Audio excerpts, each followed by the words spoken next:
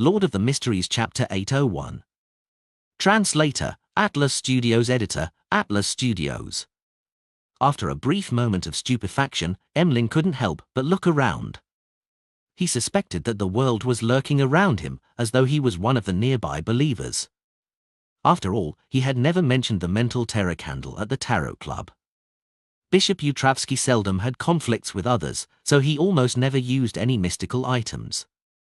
If it wasn't because Emlyn had been planted with a psychological cue to frequently head to the Harvest Church and received the heads-up from Sherlock Moriarty, he wouldn't have asked the bishop and learned of the existence of the mental terror candle. At that instant, everyone looked like the world to Emlyn. Be it the plump middle-aged man, the granny with a grey headscarf, or the fashionable beauty, he felt that all of them looked like they had something similar to the world. No, I must figure it out. He's actually so aware of my surroundings. I haven't mentioned certain things even while in front of Mr. Fool. Emlyn was left in utter shock as he stood up and walked to the clergyman's break room at the back. In a quiet and empty environment, he replied, "Honourable Mr. Fool, I wish to directly communicate with the world." In less than 10 seconds, Emlyn saw a dark red glow surge forward like a tidal wave and devour him. Then, he found himself back above the grey fog. He was inside the majestic palace and was seated at his seat. And at the other end of the mottled table was the blurry figure of the world who was waiting for him. Compared to before, Emlyn had changed tremendously. He wasn't in a rush to speak to the world, and he instead bowed to Mr. Fool, who was leisurely watching at the other end of the table, before looking at his target. "How did you know that I can get the mental terror candle?" "Under Klein's control," the world said with a hoarse laugh. "We might have met before." He didn't speak further and only mentioned the key point. As for whether Emlyn could figure out the situation, that wasn't his problem. Of course, Klein believed that Emlyn lacked the ability to connect the world to Sherlock Moriarty since he lacked the necessary clues. Emlyn frowned bit by bit as he had a few targets of suspicion, but he wasn't able to determine who was the world. "Believe me, I have no ill intentions towards the members of the Tarot Club," the world added when he saw Emlyn in a state of prolonged silence. "Heck, there will be a day when I'll find you." Emlyn silently muttered to himself as he asked, "What are you going to do with the mental terror candle?" "I need to have a substantial reason to borrow such a mystical item." Klein controlled his urge to rub his temples as he made the world turn solemn and say, "To treat my psychological problems." Treat psychological problems. Emlyn couldn't help but shrink his body back before straightening it again. Looking back at the world, his eyes clearly indicated that the world really was a dangerous lunatic. "The mental terror candle does have such effects," Emlyn thought for a moment and said, "I can only borrow it for half a day. There wouldn't be any problems, right?"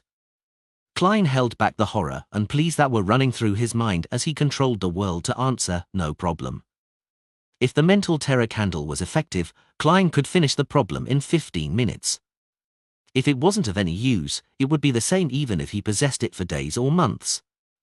Therefore, the rental duration wasn't critical. He didn't mind such restrictions at all.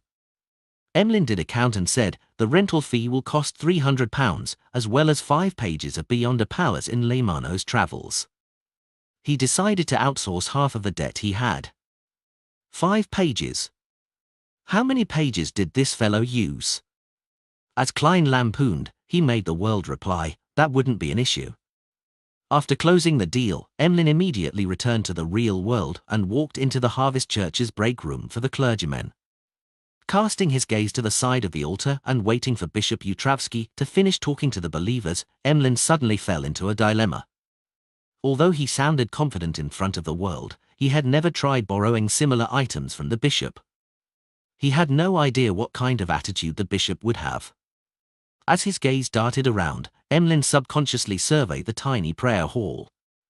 "I've helped Father rescue many commoners who were infected by the plague and have been teaching those who wish to learn about herbs.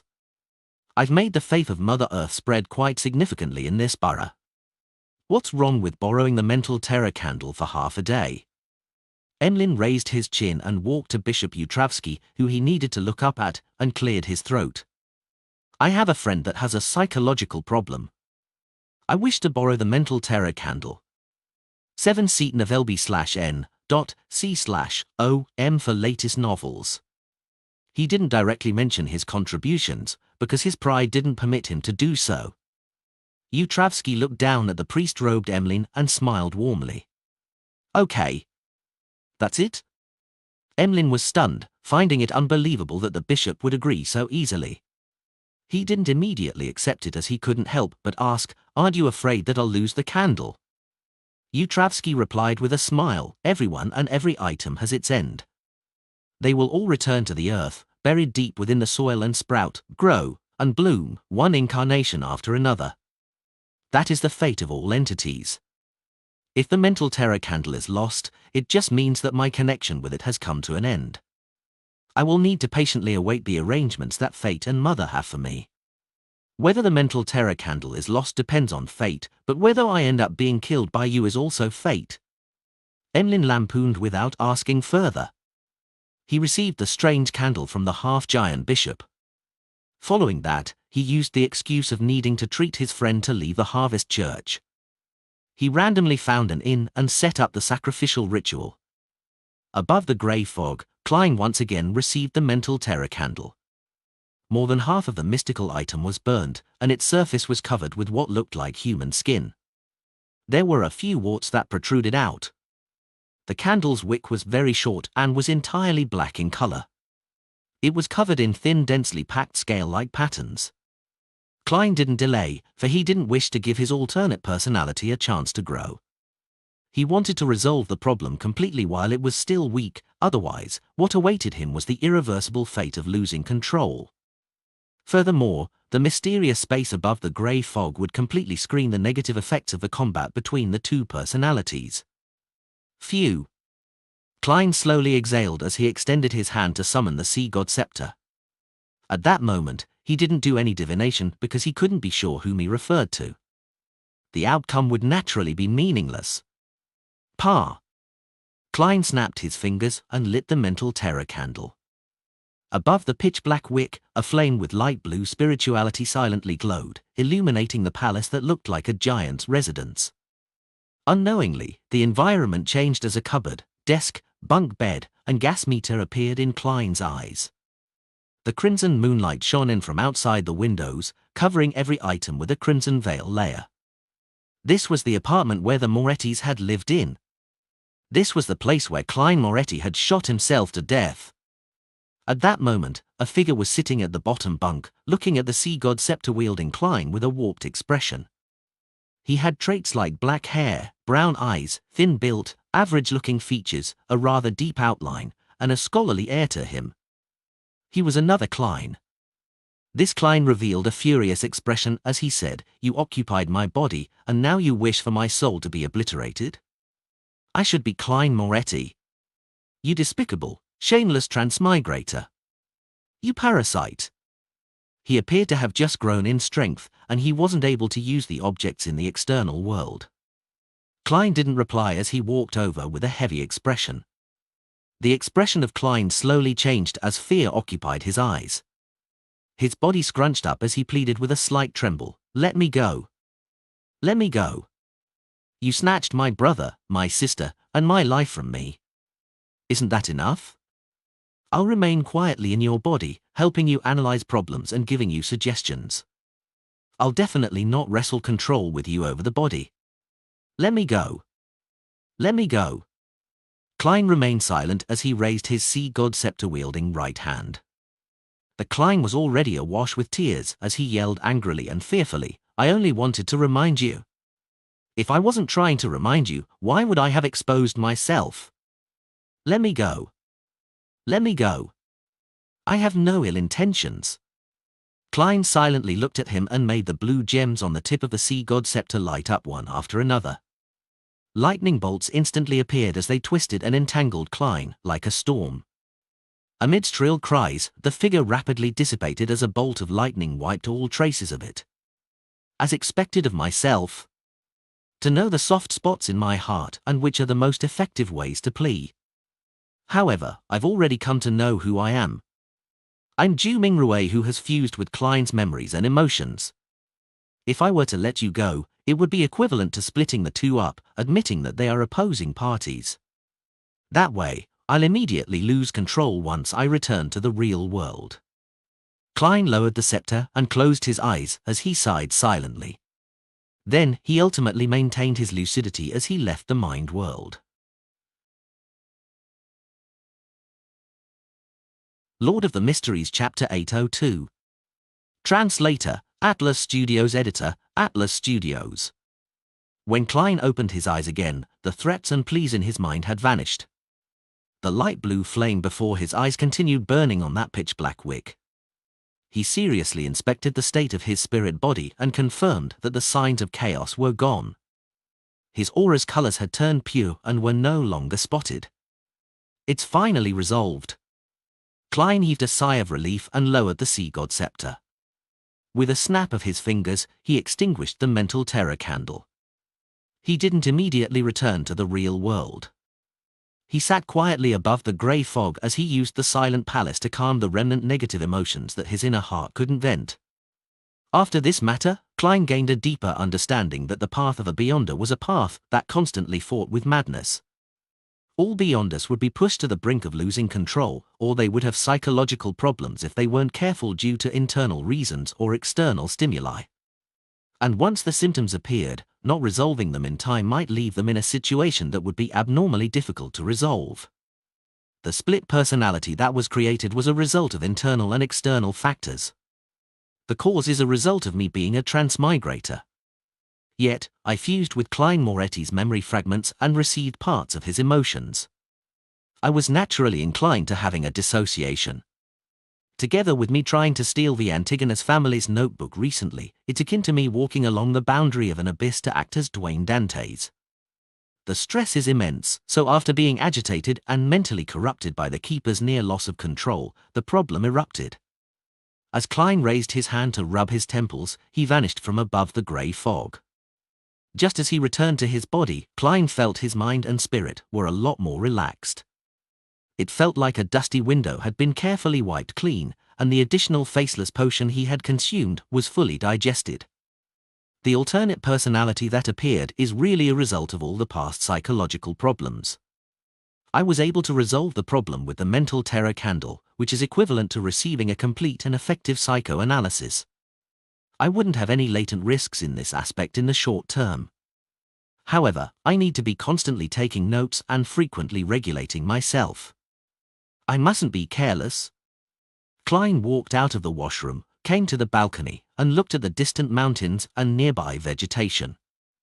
He was in quite good condition. He could clearly sense that his self-recognition and self-acknowledgement had deepened. The constant sense of disidentification had greatly weakened as a result. I never expected my victory over my split personality would bring such benefits. If it wasn't because the generation of another split personality would result in one that's stronger and harder to deal with, I would have wished to split a few personalities, killing myself several times. Klein shook his head with a scoff as he gave a self-deprecating laugh. To be frank, just one instance of a split personality was rather dangerous and unresolvable for anyone else. Since he was aware of where to acquire the mental terror candle, the essence of the problem, and his experience in resolving it in the past, he was able to eliminate the latent risks and not allow his split personality to strengthen itself. Otherwise, the best outcome would be the state in which Bishop Utravsky was in, and the worst outcome would be a gradual loss of control until it became an inevitability. Furthermore, I still have a psychiatrist as backup. Klein chuckled as he strolled back to his room and sat in a reclining chair. He recalled what he had encountered during the day, and from there, he obtained the points that he needed to take note of in the future. If a mid-sequence Beyonder of the sleepless pathway loses control, they will be able to directly cause mental corruption by pulling others into a dream. I need to be wary of that in the future. Before becoming a high-sequence Beyonder, the rampages of most pathways aren't capable of doing this. Often, they will mutate into monsters and use the corresponding Beyonder powers to control or attack their targets. It's difficult for them to transmit their corruption. Apart from the mid-sequence Beyonders from the sleepless pathway, the spectator pathway should be capable of doing so as well. When faced with similar enemies, not rushing to wipe them out would really result in a situation where you have no way of defending yourself. Also, although I'm aware of the keeper's conditions and have figured out their relationship with the core seal, the corresponding problems have arisen. If I were to disguise myself and infiltrate inside, how should I create the performance of being eroded by the core seal and not have my disguise be seen through? Klein carefully contemplated for a moment and was completely out of ideas. All he could do was stand up, walk to his desk, and draw a picture comprising of symbols that implied secrecy and mystery prying. He was summoning a Rhodes. The full-body mirror in the master bedroom suddenly undulated with invisible waves as silver light appeared, forming Loney's text. Exalted Great Master, your loyal and humble servant, a Rhodes, is constantly at your service. My actions from before had caused a certain damage to your image. I am very appalled and ashamed. Will you accept my apology? You actually know to admit your faults. Klein scoffed and said, don't make the same mistake again in the future. All right. The full-body mirror presented new words. How may I be of service? There's something. Klein deliberated and said, the keepers of the Church of Evernite are contaminated by the core seal's power behind Channy's gate. They are in different conditions from the typical Beyonder. Is there any way to perfect a disguise? The silver words changed and outlined new text. Great Master, there's only one method to sacrifice your marionette and allow it to receive the contamination of the core seal. It will gradually change and become identical to the keeper's. Then, you can hold it in your body to fool the core seal. That actually works. It's an idea. However, a marionette that's made from a Sequence 5 wraith can't be bought with money. I really need to pay an extremely high price to obtain the high sequence potion formulas and ingredients. Klein thought and said, then, how do I get the marionette to receive the core seal's contamination? Typically speaking, a wraith marionette might be detected by the seal before being forcefully purified and dispelled just as it approached Channy's gate, or even just appear in the prayer hall. The full-body mirror's wave stirred again as it accentuated a figure. Upstirred AT from N0/V/pound/co/M. The figure wore an old-fashioned veiled hat. She was tall with long, chestnut hair. She was none other than Queen Mystic, Bernadette. Great Master, you can seek her help, a Rhodes explained with a sentence made from silver words. Queen Mystic isn't from the Evernite pathway. How can she provide any help? Or does she have a sealed artifact that corresponds to the high sequences of the Evernite pathway, making it similar to the core seal behind Channy's gate? Thankfully, Admiral of Stars needs a drop of blood from a mythical creature. When the time comes, apart from providing an item that can satisfy Will or Septin, there's still a middleman fee for me. This will be the middleman fee. Klein thought as he nodded and said, very good, you may return. Yes, exalted Great Master. Your humble servant, a Rhodes, awaits your next summoning. As a silver line of text appeared, a Rhodes outlined a palm with a handkerchief in hand as it shook it. The corners of Klein's mouth twitched as he looked at it, momentarily unsure how to respond. Westborough, within the Odora family's villa. Emlyn White wore a faint smile as he randomly found a single-seater to sit in the activity room. Diagonally across him, another sanguine baron, Russ Bathory, was holding a wine cup filled with blood. He was observing him with narrowed eyes, without concealing his disgust and hatred. Russ Bathory had not only been injured during the hunt for the first primordial moon believer, but he also had Emlyn steal away his spoils of war.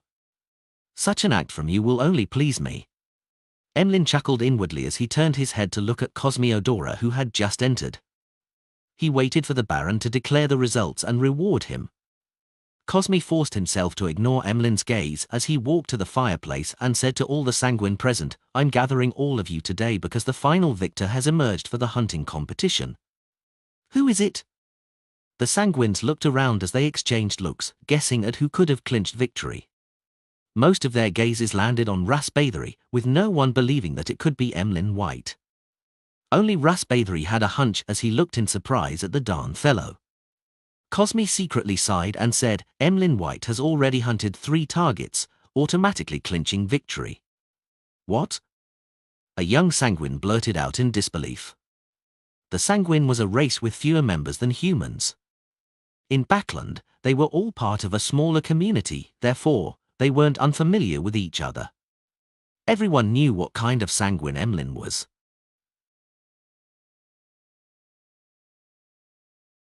Lord of the Mysteries Chapter 803. Translator, Atlas Studios. Editor, Atlas Studios.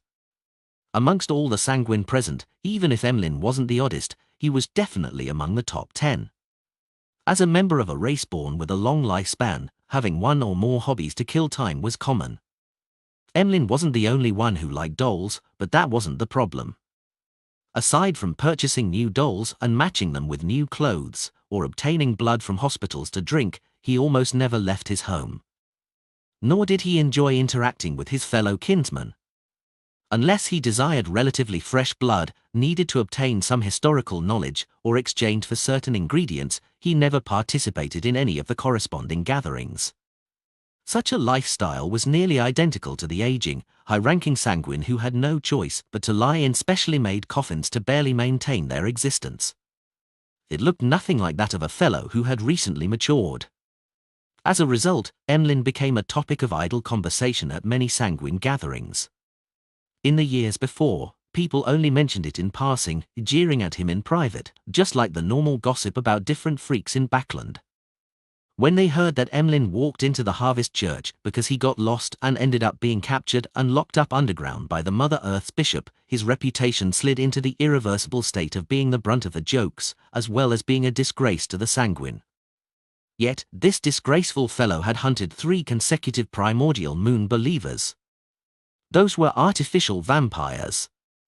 Could it be that he had employed the help of the Church of Mother Earth's clergymen? Or did he hire some especially powerful bounty hunters? Thoughts flashed through the minds of the sanguine as they speculated over how Emlyn had clinched victory. At this moment, Cosme coughed lightly and said, "Emlyn has already found the corresponding characteristic legacy and become a baron." Baron. When the members of the sanguine looked at Emlyn again, there weren't any looks of doubt and puzzlement. Instead, their eyes were filled with shock, astonishment, and surprise. For the first time in his life, Emlyn was being stared at by his kinsman in such a manner. He suddenly felt ethereal as his mind was filled with joy. This made him wish to proudly tip his chin and say, "All of you should be addressing me as Lord." This satisfaction is identical to me buying a doll I've been saving up and craving for. Emlyn sighed silently as he held back his tongue. He wore a faint smile as he slowly surveyed the area. Then, while buttoning his coat, he got up and walked to Cosmiodora's side. After the other sanguine snapped back to their senses as they looked at the 2 barons with mixed looks, Cosme finally said, "The champion of the hunting competition will enter the final list of Viscount candidates and obtain free help for the ritual. In addition, he will also receive a ring created by the ancestor." As he spoke, Cosme took out a silver jewelry box engraved with complicated patterns. Snapping it open, he showed it to all the sanguine present. It was a translucent ring that seemed to be made of light red amber. It had a blood-red gem embedded in it. It was the size of a fingernail and it emitted a faint glow. It's called Lilith's ring. It allows the wearer to be even more charming and always be in the optimal state of being under the full moon. Cosme gave a rough introduction. It can also make the surroundings be under the effect of a full moon, hence, the corresponding beyonder powers will be greatly enhanced. At the same time, it can also project a door that leads deep into the spirit world. Cosme paused and added, "This door is the door of summoning. It can let creatures deep in the spirit world use it to arrive in the real world. However, it can only be used once in a fixed amount of time. When spirit world creatures pass through their door, it's equivalent to signing a corresponding contract with the wearer. They will serve the wearer for a specific amount of time, possibly around 5 minutes. If the service period needs to be maintained for even longer, the wearer needs to personally communicate with the spirit world creature to re-sign a contract that's of a longer duration." Top novel updates on n/o/v/elb/in.com.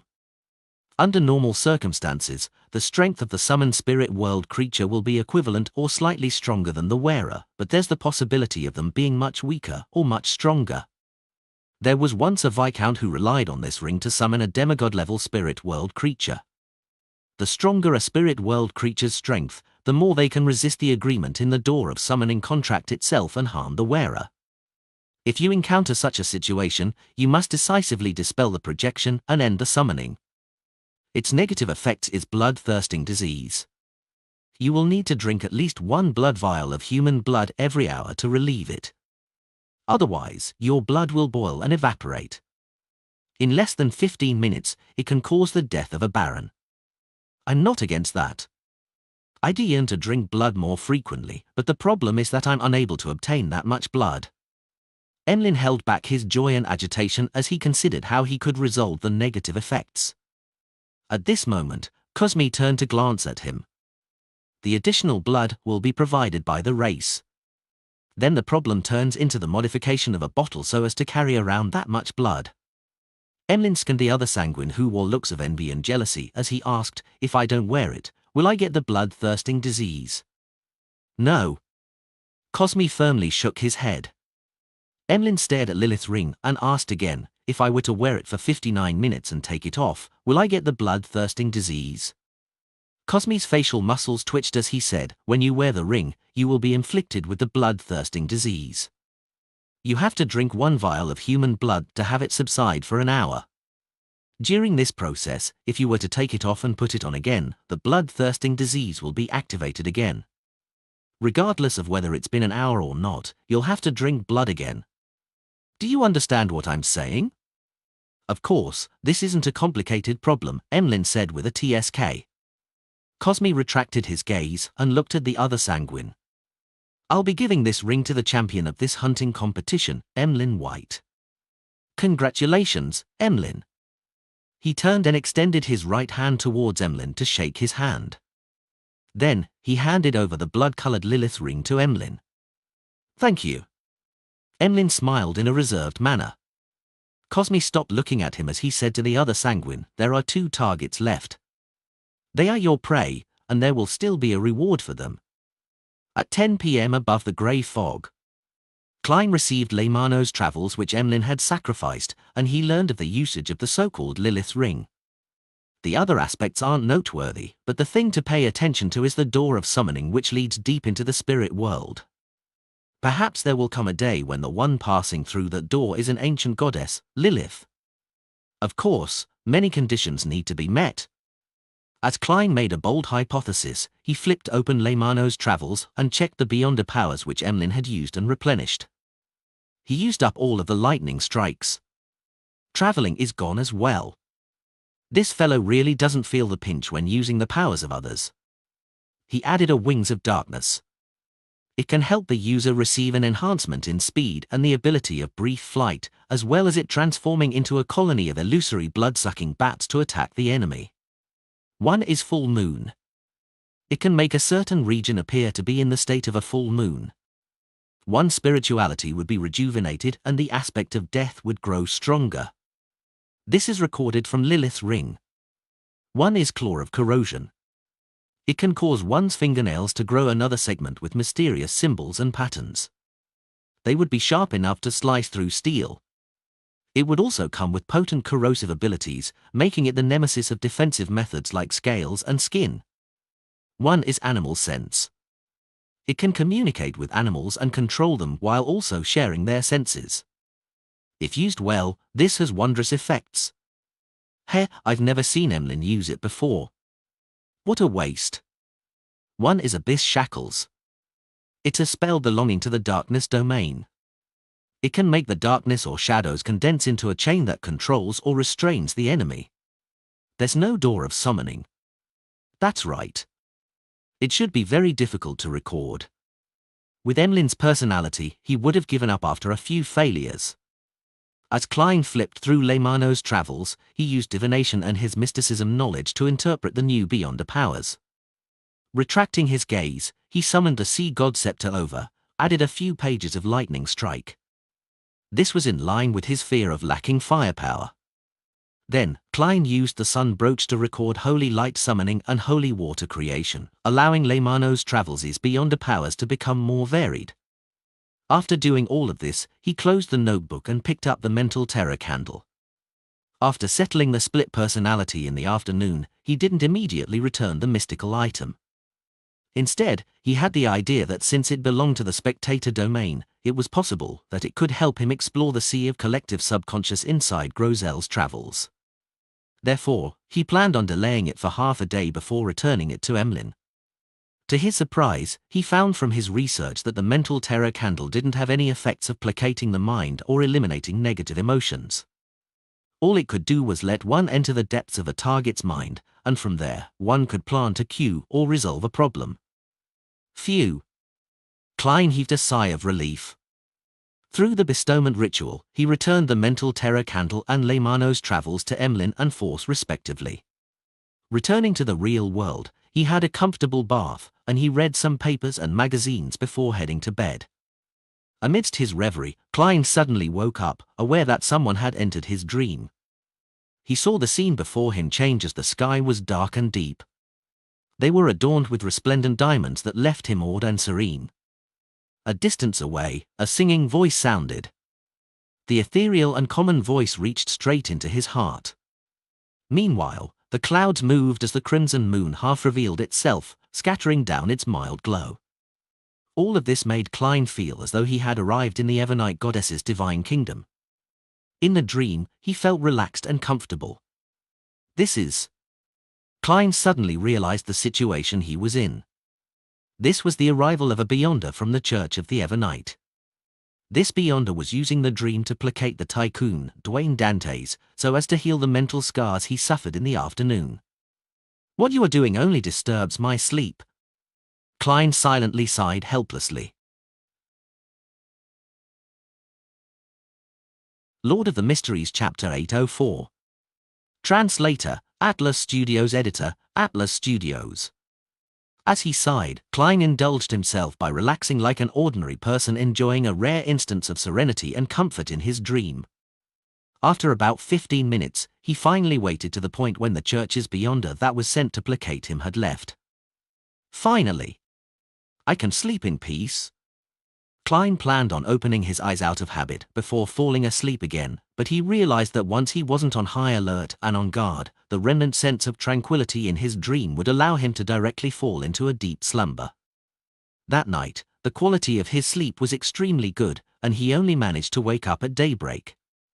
Outside, the sun had just peeked out over the horizon, while the moon remained shining in the sky, and there was a slight howl from the winds.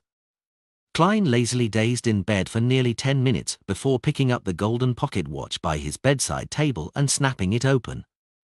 It's not even 6:30. Should I roll over and continue sleeping, or should I wake up? Klein observed his physical condition and found his mind clear and brimming with energy. He didn't have any hint of feeling lethargic, so he decided to get out of bed to wash up before walking to his balcony to take a look at the orange vista. In this season, due to the wind, Backlund didn't have thick smog. Together with the environmental measures put into place over the past few months, the skies were often blue and the air fresh. The gardeners were already busy in the garden, and the parlour maid and handyman were heading to the market. Other than them, the surroundings were calm and peaceful. This invigorated Klein as he temporarily forgot all his troubles. He felt that the world belonged to him at that moment. With a faint smile, he silently enjoyed the scenery. In the next 15 minutes, servants would walk out from the surrounding houses in pairs or threes. They were either holding baskets or leading horses. The entire borough seemed to come to life as the sunlight grew brighter. This is what life should be like. Klein silently sighed as he had the sudden urge to take a stroll. He turned around and left the balcony and walked to the door. Outside the master bedroom, Richardson was already waiting outside. It was impossible to guess what time he had woken up. This was the most difficult thing about a valet. He needed to sleep later than his employer but also wake up earlier than him. There's another hour before breakfast. Sir, if you wish for it to be brought forward, the kitchen will be ready within 15 minutes. Richardson didn't ask Dwayne Dantes why he had suddenly woken up so early. Klein chortled and said, "There's no need to bring it forward. I plan on taking a stroll first." "Very well, sir," Richardson entered the bedroom, and based on his employer's suggestion, he chose a coat and helped him wear it. Finally, Klein wore a silk top hat and held a gold-inlaid cane before walking down to the first floor. Leaving the residence, he strolled down the street that was lined with Inti's parasol trees and black street lamps until he reached the other end. Along the way, each residence's garden emanated a faint fragrance as the green leaves of the trees created a sense of tranquility from high above. Pedestrians were in pairs or threes in what seemed like a sparse street. The occasional carriage that drove by would break the silence before quickly leaving. Klein enjoyed the morning, taking in the pleasantness of waking up early. He felt that the negative emotions from yesterday were evaporating bit by bit and vanishing. Beyonders need to learn how to create conditions for themselves to regulate their moods. By taking this stroll, the bishops at St. Samuel Cathedral will likely know that Dwayne Dantes has completely recovered. They won't disturb my sleep in the middle of the night. As Klein's thoughts wandered, his gaze swept past 39 Beauclund Street. It was Member of Parliament Mark's residence. Its external perimeter was in the form of sharp iron rods, allowing passers-by to appreciate the beauty of the garden within through the gaps. While moving his gaze away, Klein saw a familiar figure. It was Hazel with her long black-green hair and dark brown eyes. This beautiful and proud lady was strolling through the garden's trails with her maid, looking around from time to time. She woke up early as well? Her quality of sleep is excellent because she doesn't need to head down the stairs in the middle of the night. Klein lampooned and retracted his gaze as he continued proceeding forward. Glancing at Richardson, who was silently following behind him, Klein suddenly thought of the news reports, magazine articles, and novels he had recently read about the southern continent.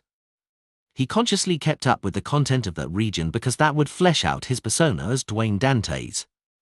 After all, a lot of what he knew about the southern continent stemmed from the pirates, adventurers, and the fog sea's strongest hunter, Anderson. He had no idea if they were exaggerated or fabricated. The information I've read recently and in the past were about people who struck it rich in the southern continent before returning or had just decided to stay there. Heck, this makes Beauclund residents believe that there's gold everywhere in the southern continent and that there are opportunities to strike it rich. Even common wood and sap can be used for many things, allowing one to exchange for plenty of pounds. That's why the kingdom frequently goes to war with countries like Faysac and Intis to vie for the colonial lands. If not for the commoners' inability to save up for the ferry tickets or dare to smuggle themselves there, I'm sure a large number of people would swarm it. As Klein's thoughts whirred, he casually asked his valet, "What's your impression of the southern continent?" Top novel updates on n/o/v/eld/in.com. He remembered that Richardson was born in a manor over there. He had only been brought to Beauclund when he was an adult. Richardson paused for a few seconds and said, "Sir, I actually do not know much about the southern continent because I was spending most of my time in the manor. I had few opportunities to head out. Just tell me of your impressions, your true impressions. You don't have to hold back. I just want to have a general understanding. As you know, they all believe me to be an expert of the southern continent, but in fact, my experiences are only limited to a few places and merchants," Klein said with a chuckle. Richardson nodded and bowed his head as he looked at his toes that were walking forward. "My impression of the southern continent is hunger, exhaustion, pain, as well as pining for the world after death. Hunger, exhaustion, pain." Klein repeated those 3 words as he walked into Beauclund Street without making any further inquiry. East Chester County, in a building beside Stone University. Audrey was looking at the collections obtained by the Relic Search and Preservation Foundation. She had originally planned on coming on Tuesday afternoon, but Associate Professor Michelle Duth had participated in an academic conference in Beauclund, therefore only returning today. As a result, she had no choice but to change her plans. This pair of boots was discovered by a farmer in a mountainous ruins in Stone. Its shape and traits matched the societal trends of the 4th epoch. Michelle introduced the item inside the glass cabinet to the beautiful aristocrat. Audrey looked over with interest and discovered that the ends of the boots were curled like a clown's.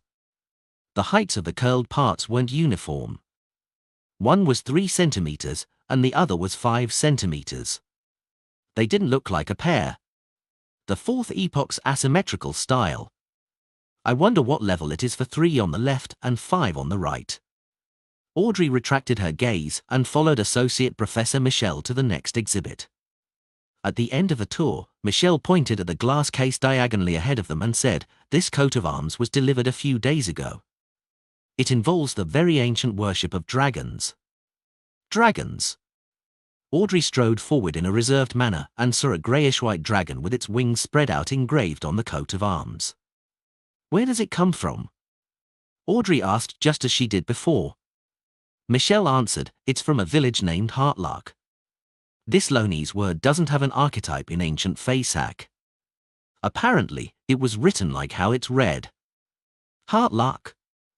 That's the village which I previously visited that had the folk tradition of worshipping dragons. In the sea of collective subconscious of the people there's a mind dragon in it. The 20-Year War notebook which I previously obtained from Associate Professor Michelle was from a local knight named Linda Lira. He was suspected to have something to do with that mind dragon. Audrey nodded in thought as she deliberated over her words, wishing to ask about the person who had found the coat of arms.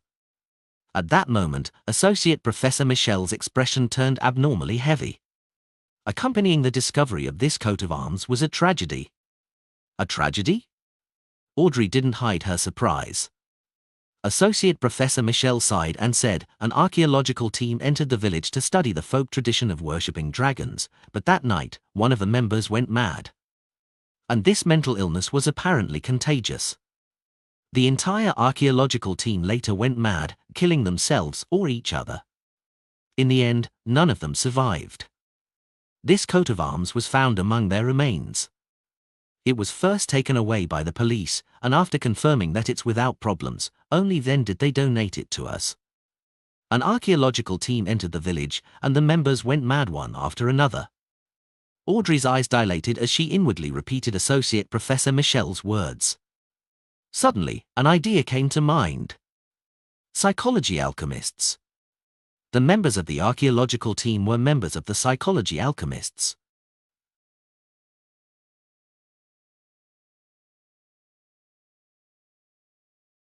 Lord of the Mysteries Chapter 805. Translator, Atlas Studios. Editor, Atlas Studios. Inside the building of the Relic Search and Preservation Foundation, Audrey, whose thoughts were undergoing an upheaval, blinked.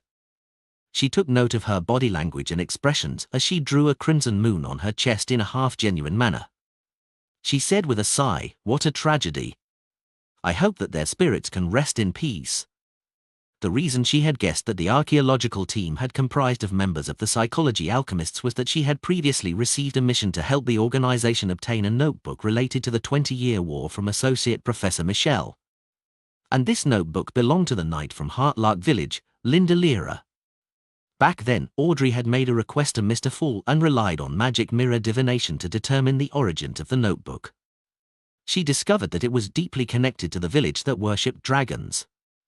As she knew ahead of time that there was a mind dragon hiding within the sea of collective subconscious, she ultimately chose to hand over the notebook to the psychology alchemists in consideration of her lacking sequence and strength. That also meant that the psychology alchemists had quite a significant chance of locking onto Heartlark Village through the notebook before heading over to find their target. Another factor that Audrey used in her judgment was the strange mental illness that the archaeological team suffered. It had spread like a plague, causing the people to go mad in batches. In the real world, there was a probability that mental illnesses were hereditary, but it was almost impossible to be contagious.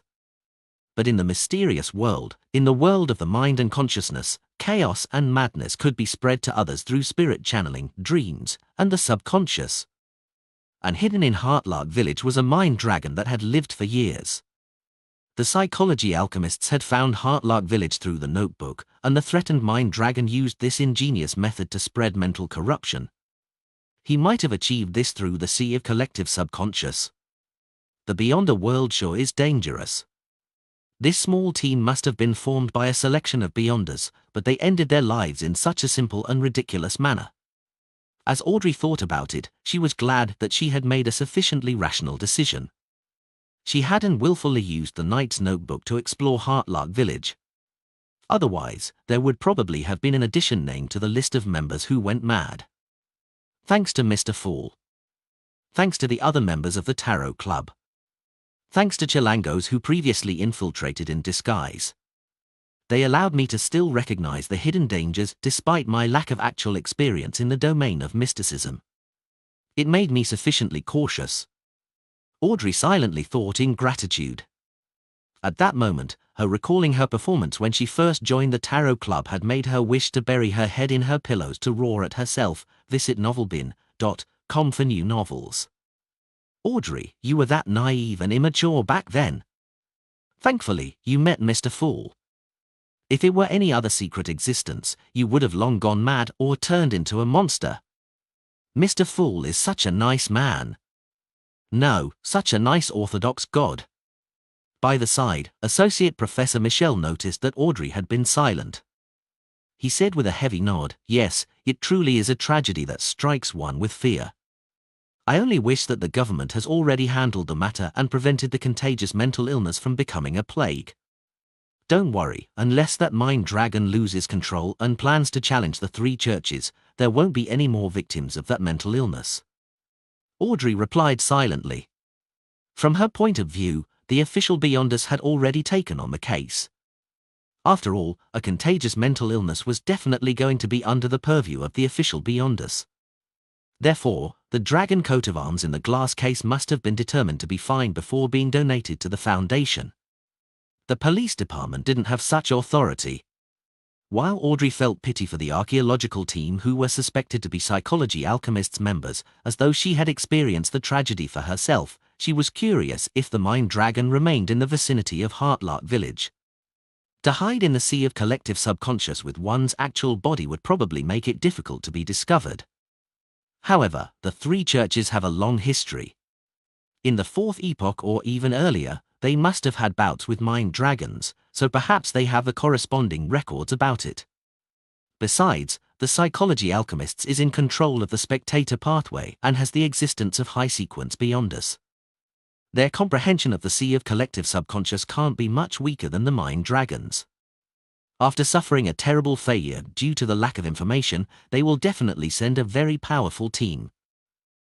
Although that mind dragon was stronger than what the Psychology Alchemists expected, it probably wouldn't stay there to be discovered. It should have left. Audrey made an inference based on what she knew. She didn't have any thoughts of visiting Heartlark Village to figure out the truth, because she long knew that the present her lacked the strength to deal with the mind dragon. Her only intentions were to mention the matter at the next Tarot Club and see if the other members could provide any feedback or any valuable knowledge. For example, it might be that the mind dragon had entered the sea of collective subconscious because of the local worship of dragons, or it could be that the mind dragon's inhabitation of the sea of collective subconscious caused the villagers to dream of it, thus, being subconsciously influenced and having the tradition of worshipping the dragon. On Friday afternoon, Klein received the invitation list for the ball tomorrow. He began to seriously memorize the topics he needed to discuss with different guests. When meeting Member of Parliament marked, I need to make remarks about the recent good air in Backland, and make a few jokes about the Lund Kingdom Imperial Science Institute. As Klein memorized each line, he suddenly heard stacked illusory pleas. A man. Based on how long it's been, it's most likely Mr. Hanged Man. In thought, Klein put down the piece of paper in his hand and gulped down a mouthful of black tea before leaving the half-open room with the big balcony to head for the master bedroom's bathroom.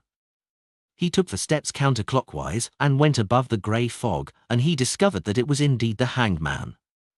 This man had requested the Honourable Fool to inform the world that he had arrived at the capital of the Rorsted Archipelago, City of Generosity, Bayam. He could head for the primitive island in 2 days after he replenished his supplies. He wanted the world to begin preparation so that they could meet in time.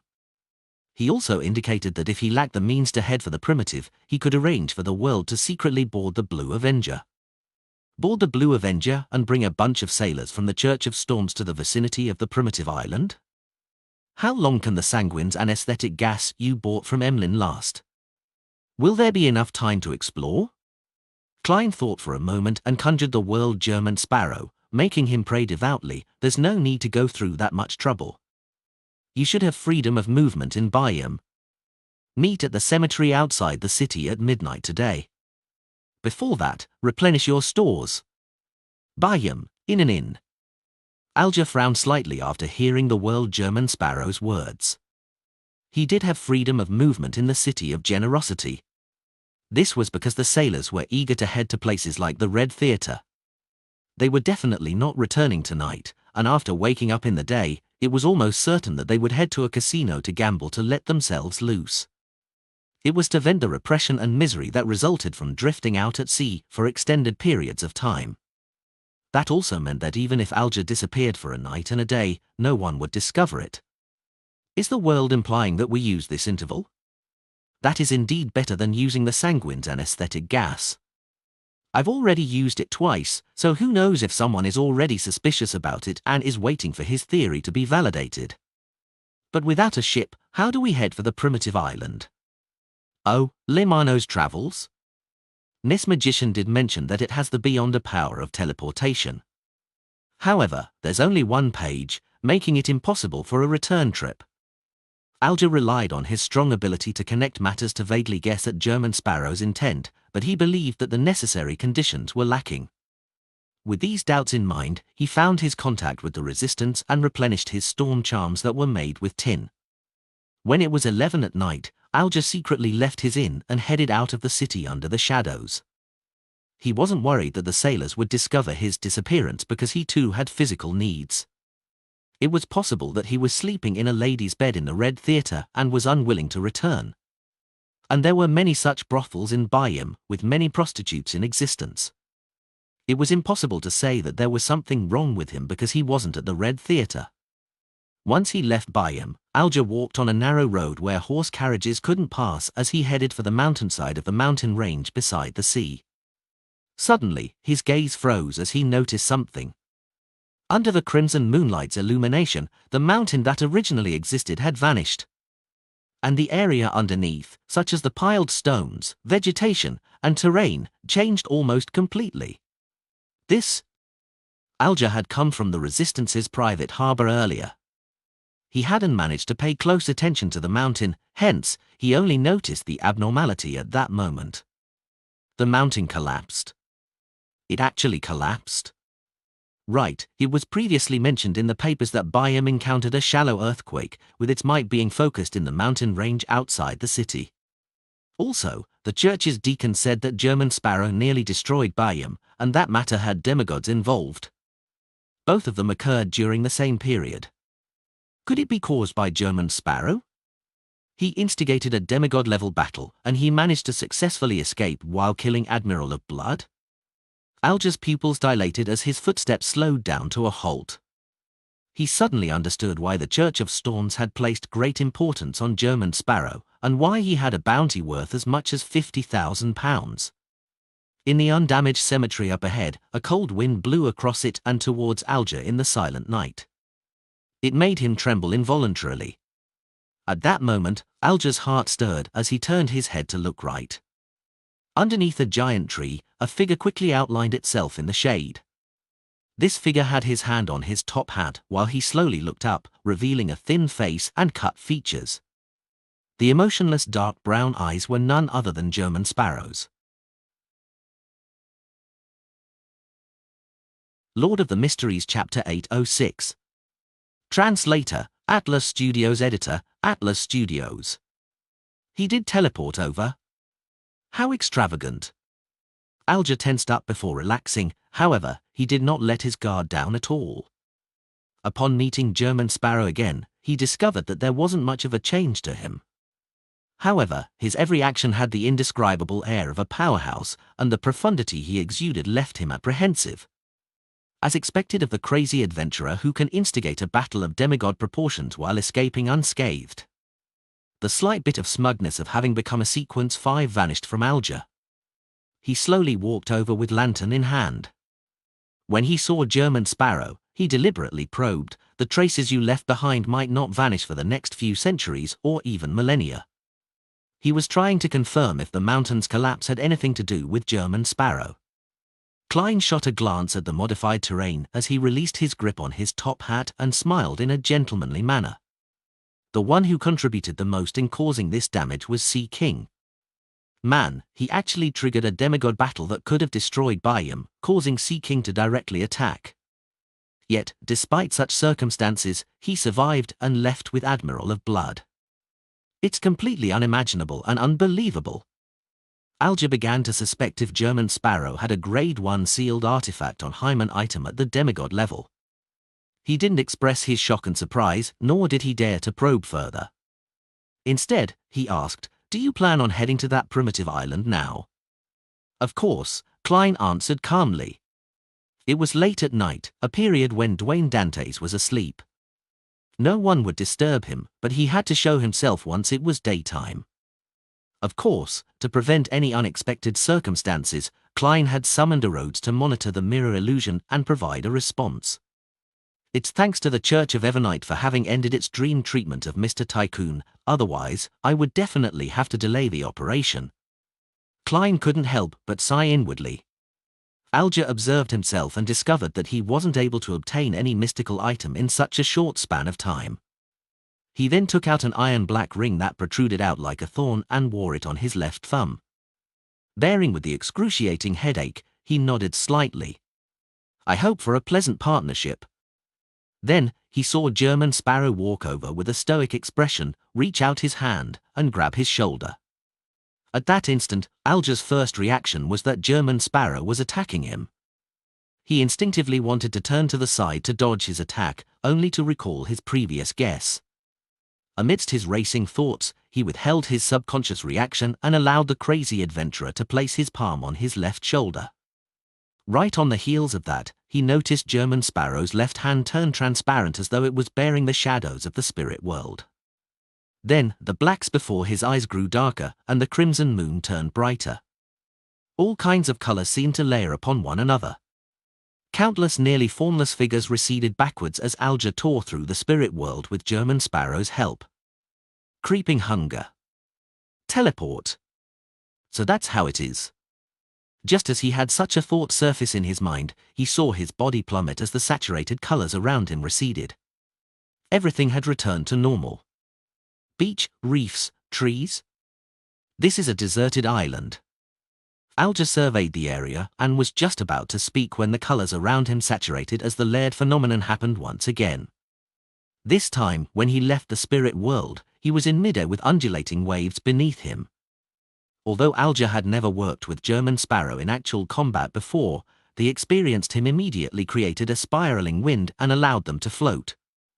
It was a tacit display of teamwork. Hence, the teleportation triggered successfully once again as Alger's and German Sparrow's figures rapidly phased away. 7-seat novelby/n.c/om for latest novels. When the surroundings were restored again, the two had arrived at the periphery of a gigantic island. There was a heavy mist in midair that the crimson moonlight was unable to fully penetrate. This not only failed to disperse the darkness in the forest and mountain, but it also added an eerie charm to it. "We're here," Alger said as he looked around. Klein wore an indifferent expression, but in fact, he was cautiously observing his surroundings. He found the place extremely quiet. There weren't any birds tweeting, wolves howling, or bugs chirping. It exuded a deathly silence. As though guessing his feelings, Alger raised the lantern and illuminated the shrubs ahead where there was a natural trail made up of beast-type footprints. He said, "If you come in the day, it will be quite a lively sight. You will even see birds that only exists in myths fly in the forest. But at night, the power that rules this place will change. Many Beyonder creatures will hide as they await daybreak. Mr. Hanged Man has come here more than once. At the very least, he has the experience of a day and night here." Klein silently nodded without speaking further. Alger thought for 2 seconds and pointed ahead. "If we follow this trail and enter the dark forest all the way to the end, we will arrive at that ancient ruins of unknown age. On the way, we can hunt the Beyonder creatures that we encounter and are able to deal with. If it's killed independently, the corresponding ingredient will belong to the killer. Those we jointly killed will be held in your custody. When we leave this place, we can take turns to choose. We will determine the owner based on our contribution, to decide who has the priority to choose, as well as the number of priority choices. Instead of being in a rush to take action, he first made clear the route and the plan to split the loot. It was to prevent any conflict that would result from the exploration. To let me have custody of the loot we receive from a joint kill. Mr. Hanged Man is being very sincere. Klein raised his right hand and pressed down his half-top hat and chuckled. No problem. Alger heaved a sigh of relief and continued, our main goal is to explore that ancient ruins. The spoils we obtain along the way are supplementary. Once we finish the exploration, it's best we leave immediately without heading to the other zones or taking other paths. As for anything in the future, it's up to you to decide when and where you would like to explore. Alger emphasized this matter because he was afraid of German Sparrow's greed. After all, Beyond Us were not perpetual machines. There was bound to be a point when they were exhausted. After a round of explorations, they were bound to be close to their limits. If they were to force themselves to hunt beyond creatures in other zones, perhaps the identities of hunter and prey would switch. Even if the crazy adventurer was very powerful and unafraid of such danger, to be in a state of drained spirituality would trigger signs of losing control. Do you think I'm not sharing the same thoughts as you? I'm the one worried that you'd be the one who's overly greedy, rashly proceeding deeper just to obtain more. Klein smiled and said, I'm a polite person. Polite? Alger was a little puzzled by German Sparrow's choice of words. The corners of Klein's mouth curled as his expression turned darker in the darkness. When visiting someone's place for the first time, overstaying would be impolite. This fellow's train of thought and logical behavior is completely different from that of a normal person's. As expected of a crazy adventurer. Alger was first taken aback before he raised the lantern and took a step forward in the dim red shadows. Let's set off. Klein allowed his hands to naturally droop down as he walked beside Alger like he was on a hike. The two quickly entered the dark forest that had nearly zero moonlight shining in. They saw that the trees were thick and tall with luxuriant leaves. Even the smallest trees were thicker than the span of a person's arm. And the trait they all had in common was that the bark appeared scaly. They were densely packed together as though they would come to life or squirm at any moment. It's like a mutated Drago tree. A snake-scaled tree? Klein retracted his gaze and noticed the weeds at his feet that didn't seem problematic.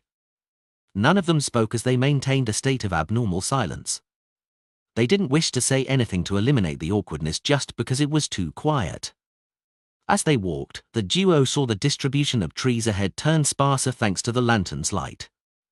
Thump! Thump! Thump! A dull knocking sound echoed through the area. As Alger and German approached, it became clearer and more obvious. When the duo entered the sparse area, the lantern's light finally revealed hunched or prostrate figures.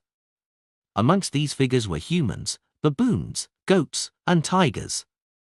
They were either holding rocks or using their claws and teeth to constantly burnish the stacked trees and rocks as though they were building a palace. Without the obstruction from the luxuriant leaves, the crimson moonlight that penetrated the heavy mist cloaked these figures, dyeing them with a faint blood-red layer. There are humans? Klein's eyes focused as he immediately spread his left fingers. Alger slowed down, preparing his vocal cords to be activated at any moment. Suddenly, the figures seemed to sense something as they stopped their actions in unison before uniformly turning around to look at the two outsiders. They either had pale faces, withered skin, or festering bodies. None of them looked alive. Corpses. A Beyonder creature is driving these corpses to build a palace for it.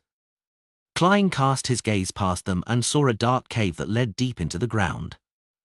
The surroundings were covered in weeds as white feathers stained with yellow oil scattered among them. Feathers. Corpses. These instantly reminded Klein of the products of the Numinous Episcopate's artificial death project, as well as the infectious aura that made him grow feathers. This zone's sovereign won't be weak. He calmly made a judgment. At that moment, Alger, who had carefully observed for a while, hesitated for 2 seconds before suggesting, I've never seen such a situation before. I'm not sure of the level of the Beyonder creature. Why don't we circle around it and choose a target which we have more confidence in? His instincts told him that something extremely dangerous was hiding in the dark underground cave. I was waiting for you to say that. Maintaining his persona as German Sparrow, Klein heaved a sigh of relief as he chuckled. Will this be impolite? Just as he said that, the land quaked as though a creature beneath them was rolling over in its bed. Lord of the Mysteries Chapter 807. Translator, Atlas Studios. Editor, Atlas Studios. Sensing the land quake, Alger's heart tightened as he glanced at German Sparrow, using his actions to replace his words. The sound of wind howled beside him, allowing him to run more easily and quickly to the side. The reason why Alger had done so was because he was worried that German Sparrow would suddenly go mad and decide to hunt the terrifying creature inside the dark underground cave. If that were to happen, even if they ultimately clinched a victory, it would have been extremely disadvantageous for the subsequent explorations. As an experienced sailor, he knew that decisive action spurred companions who remained indecisive into subconsciously following his actions.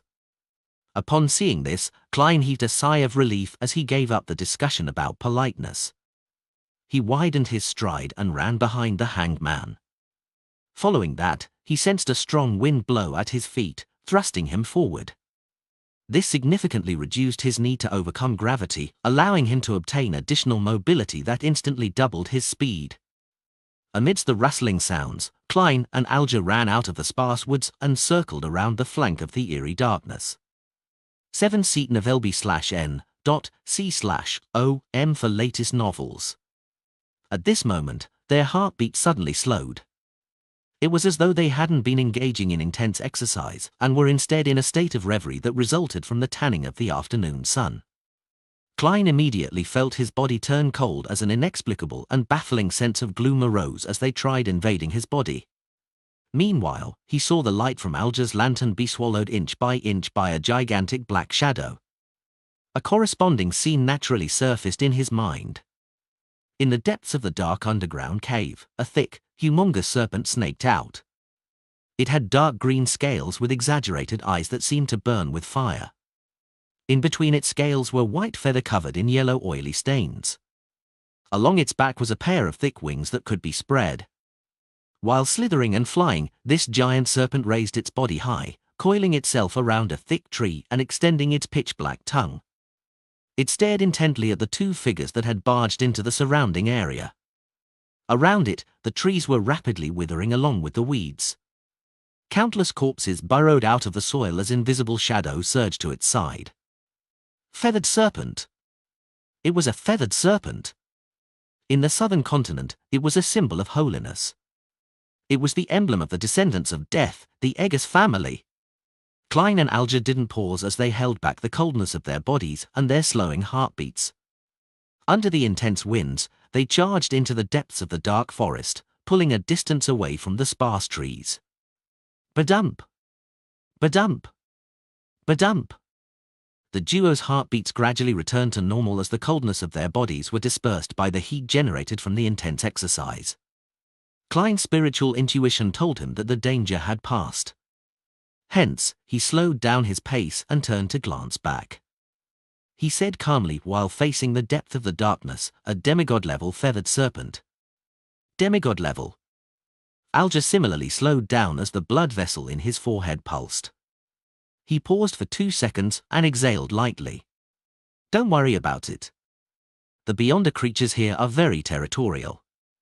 Unless they wish to hunt, they will not enter other zones, especially when it's near the mountain.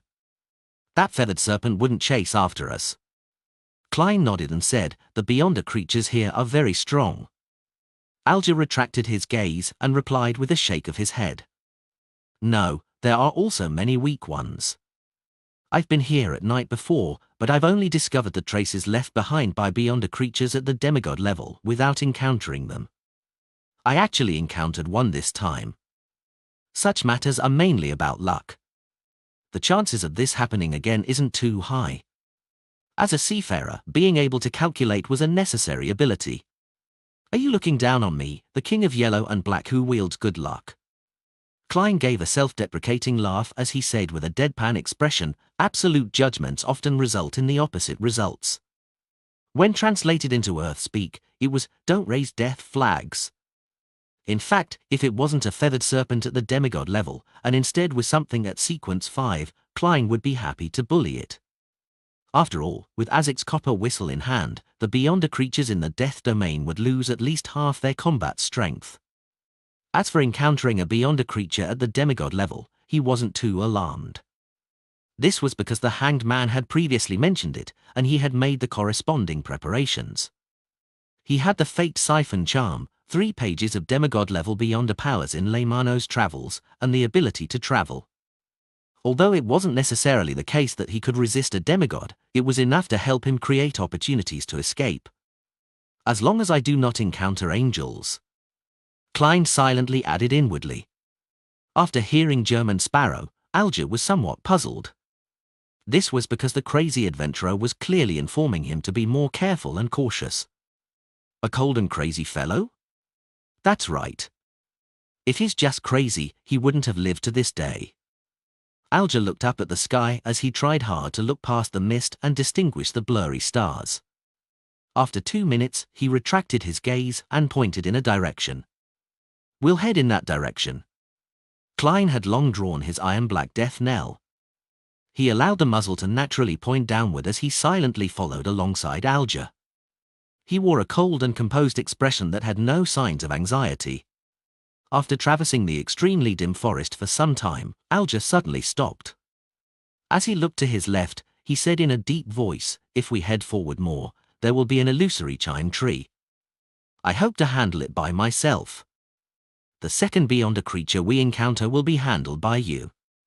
I won't involve myself in the hunt. Unless you can't handle it alone."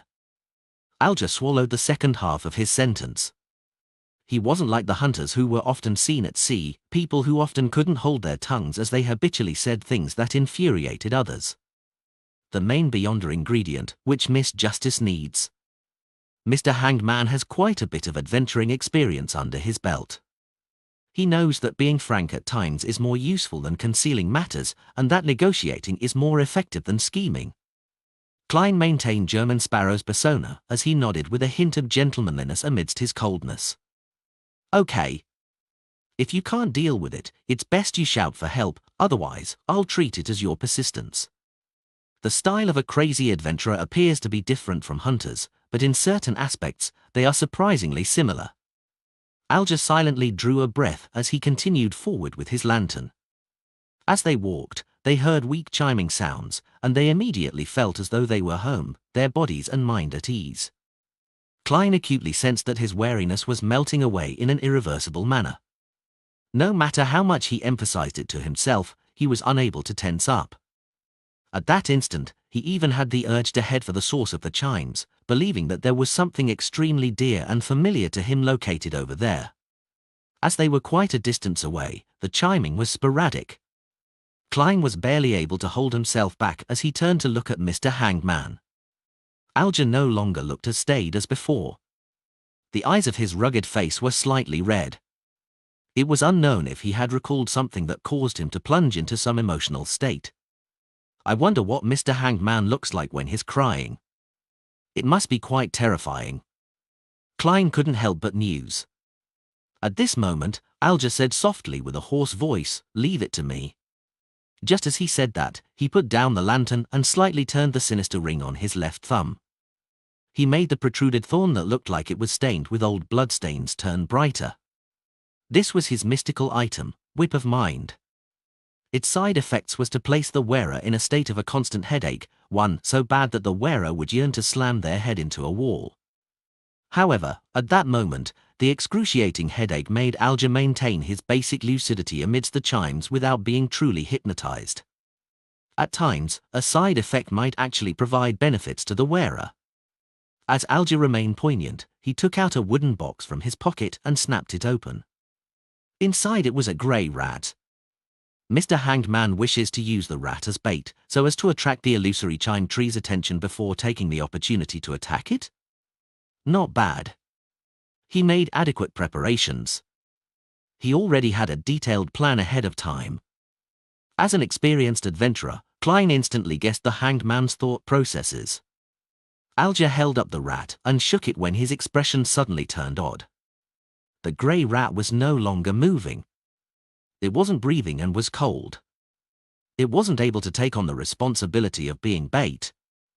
Back when they encountered the demigod-level feathered serpent, although Alger was in the periphery of the entity's focus and had escaped quickly without being overly affected, the grey rat he carried with him was only an ordinary animal. It didn't have a strong constitution and vitality, so it perished from the effects of the feathered serpent. It's dead.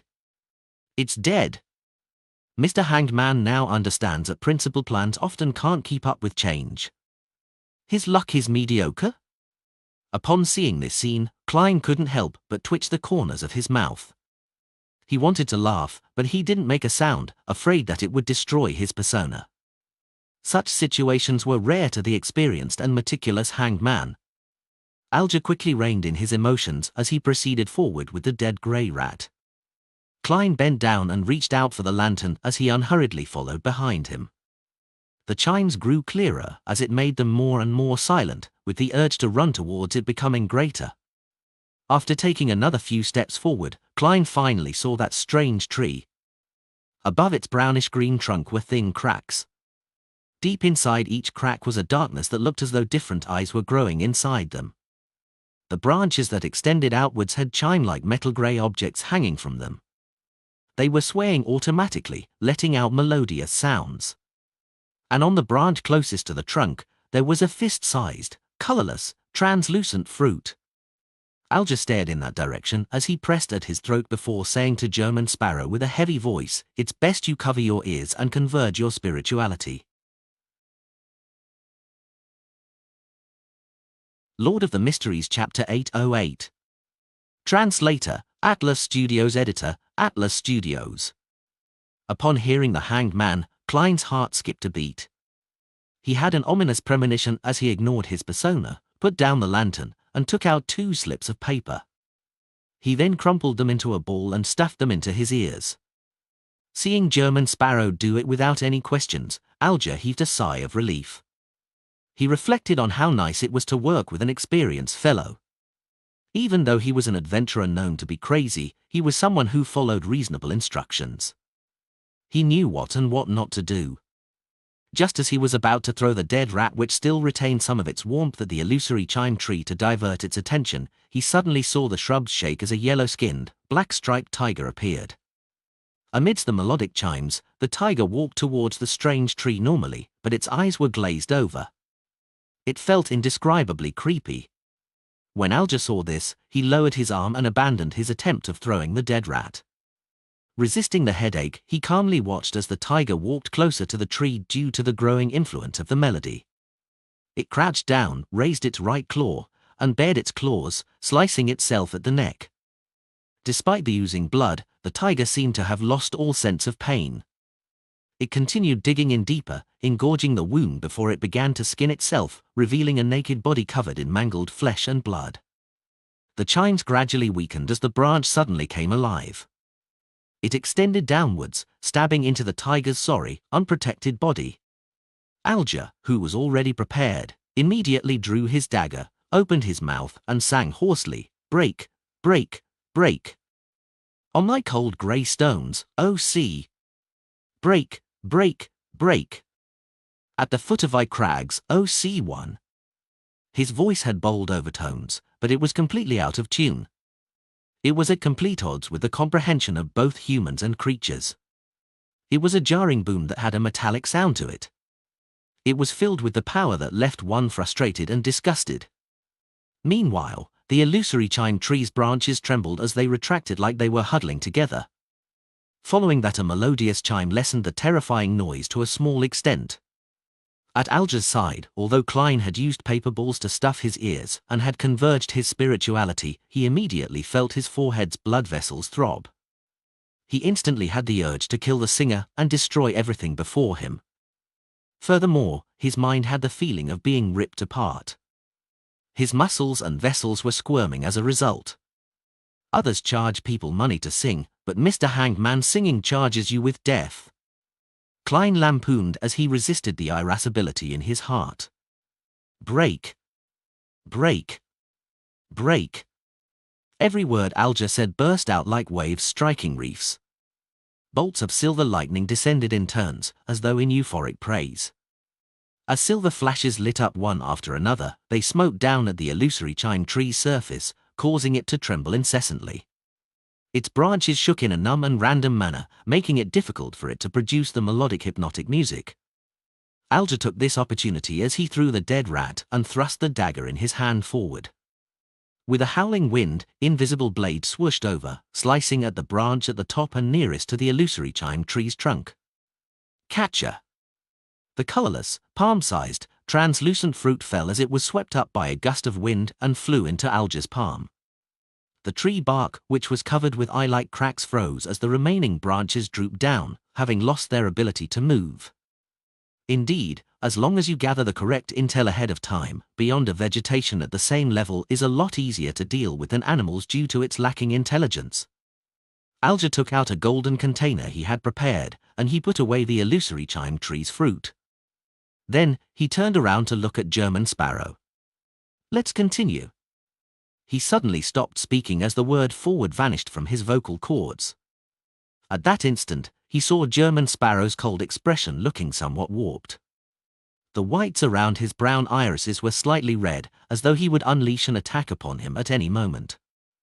Alger felt tense as he slowly drew a gasp and completed his sentence. "Let's continue forward. Read latest novels at nouv/e/l/bin.com. "Let's go," German Sparrow replied softly. He first circled around the withered illusory chime tree and walked deep into the dark forest. He didn't get any bark, branches, or materials that were rich in spirituality, because they were bound to encounter many beyonder creatures later. Furthermore, he didn't have any so-called storage artifacts. Naturally, he left whatever space he had for worthwhile spoils. Besides, having too many things on him would only weigh him down and prevent him from fully displaying the agility of a clown. Unfortunately, those are materials without any vitality or blood, making it impossible to enter Grosel's travels. I can let my marionette bring them in, but that will be very troublesome and detrimental to the subsequent exploration. As Klein sighed, he calmed his mind, extricating himself from the remnant effects of the hanged man's singing. This was the most jarring and terrible singing that he had heard in both his lives. If the hanged man continued for another 1 or 2 minutes, he couldn't guarantee that he could stop himself from beating him up. Using just paper balls to stuff my ears and converging my spirituality can only weaken the effects. There's no way to really block it out. Even a deaf person can hear it. This includes an exchange at the spirituality level. This is probably the most indefensible attack from an ocean songster. Furthermore, there's no way of dodging it once it happens. There's only lightning strike, which can be dodged ahead of time. This is a rather powerful sequence 5 as well. However, why does Mr. Hangman's singing feel completely different from elvish songster Sciata's? As Klein summarized and analyzed his experience, he was somewhat puzzled. At this moment, the lantern-holding Alger, who was walking beside him, couldn't help but consider a question. Even German Sparrow can't stand my singing. How should I act as an ocean songster? In that silent environment, the two quickly proceeded forward amidst thick trees that appeared to be covered in snakeskin as they approached the ancient ruins. With a seafarer beside him, Klein saved himself the trouble of using dowsing rod seeking. He focused on watching out for any sudden attacks. The dark and silent environment resembled a horror story. As the two proceeded forward for an unknown amount of time, they discovered that the trees were beginning to systematically become sparse. This was completely different from the situation back when they met the demigod-level feathered serpent. The trees there had abruptly become sparse, while what they were encountering now was a progressive change. It made them have the misconception that they were about to leave the dark forest. After passing through this zone, we will arrive at the periphery of the ancient ruins. Alger broke the silence. He paused and then added seemingly casually, based on my experience, it becomes more dangerous as we approach it. The signs of a demigod creature I found last time was around here. However, oddly, the periphery of the ancient ruins doesn't have any signs of beyonder creatures. However, I have no idea about deep inside it. This is probably because there's an even more terrifying existence inside the ancient ruins. That zone is its territory, so other creatures do not dare to approach. Klein mumbled inwardly. He had a sense for the danger level of this expedition. He had previously performed the corresponding divination above the grey fog, and the revelation he received was that it had its ups and downs, as well as its problems. However, leaving safely wasn't much of a problem. After the hanged man said that, Klein chuckled.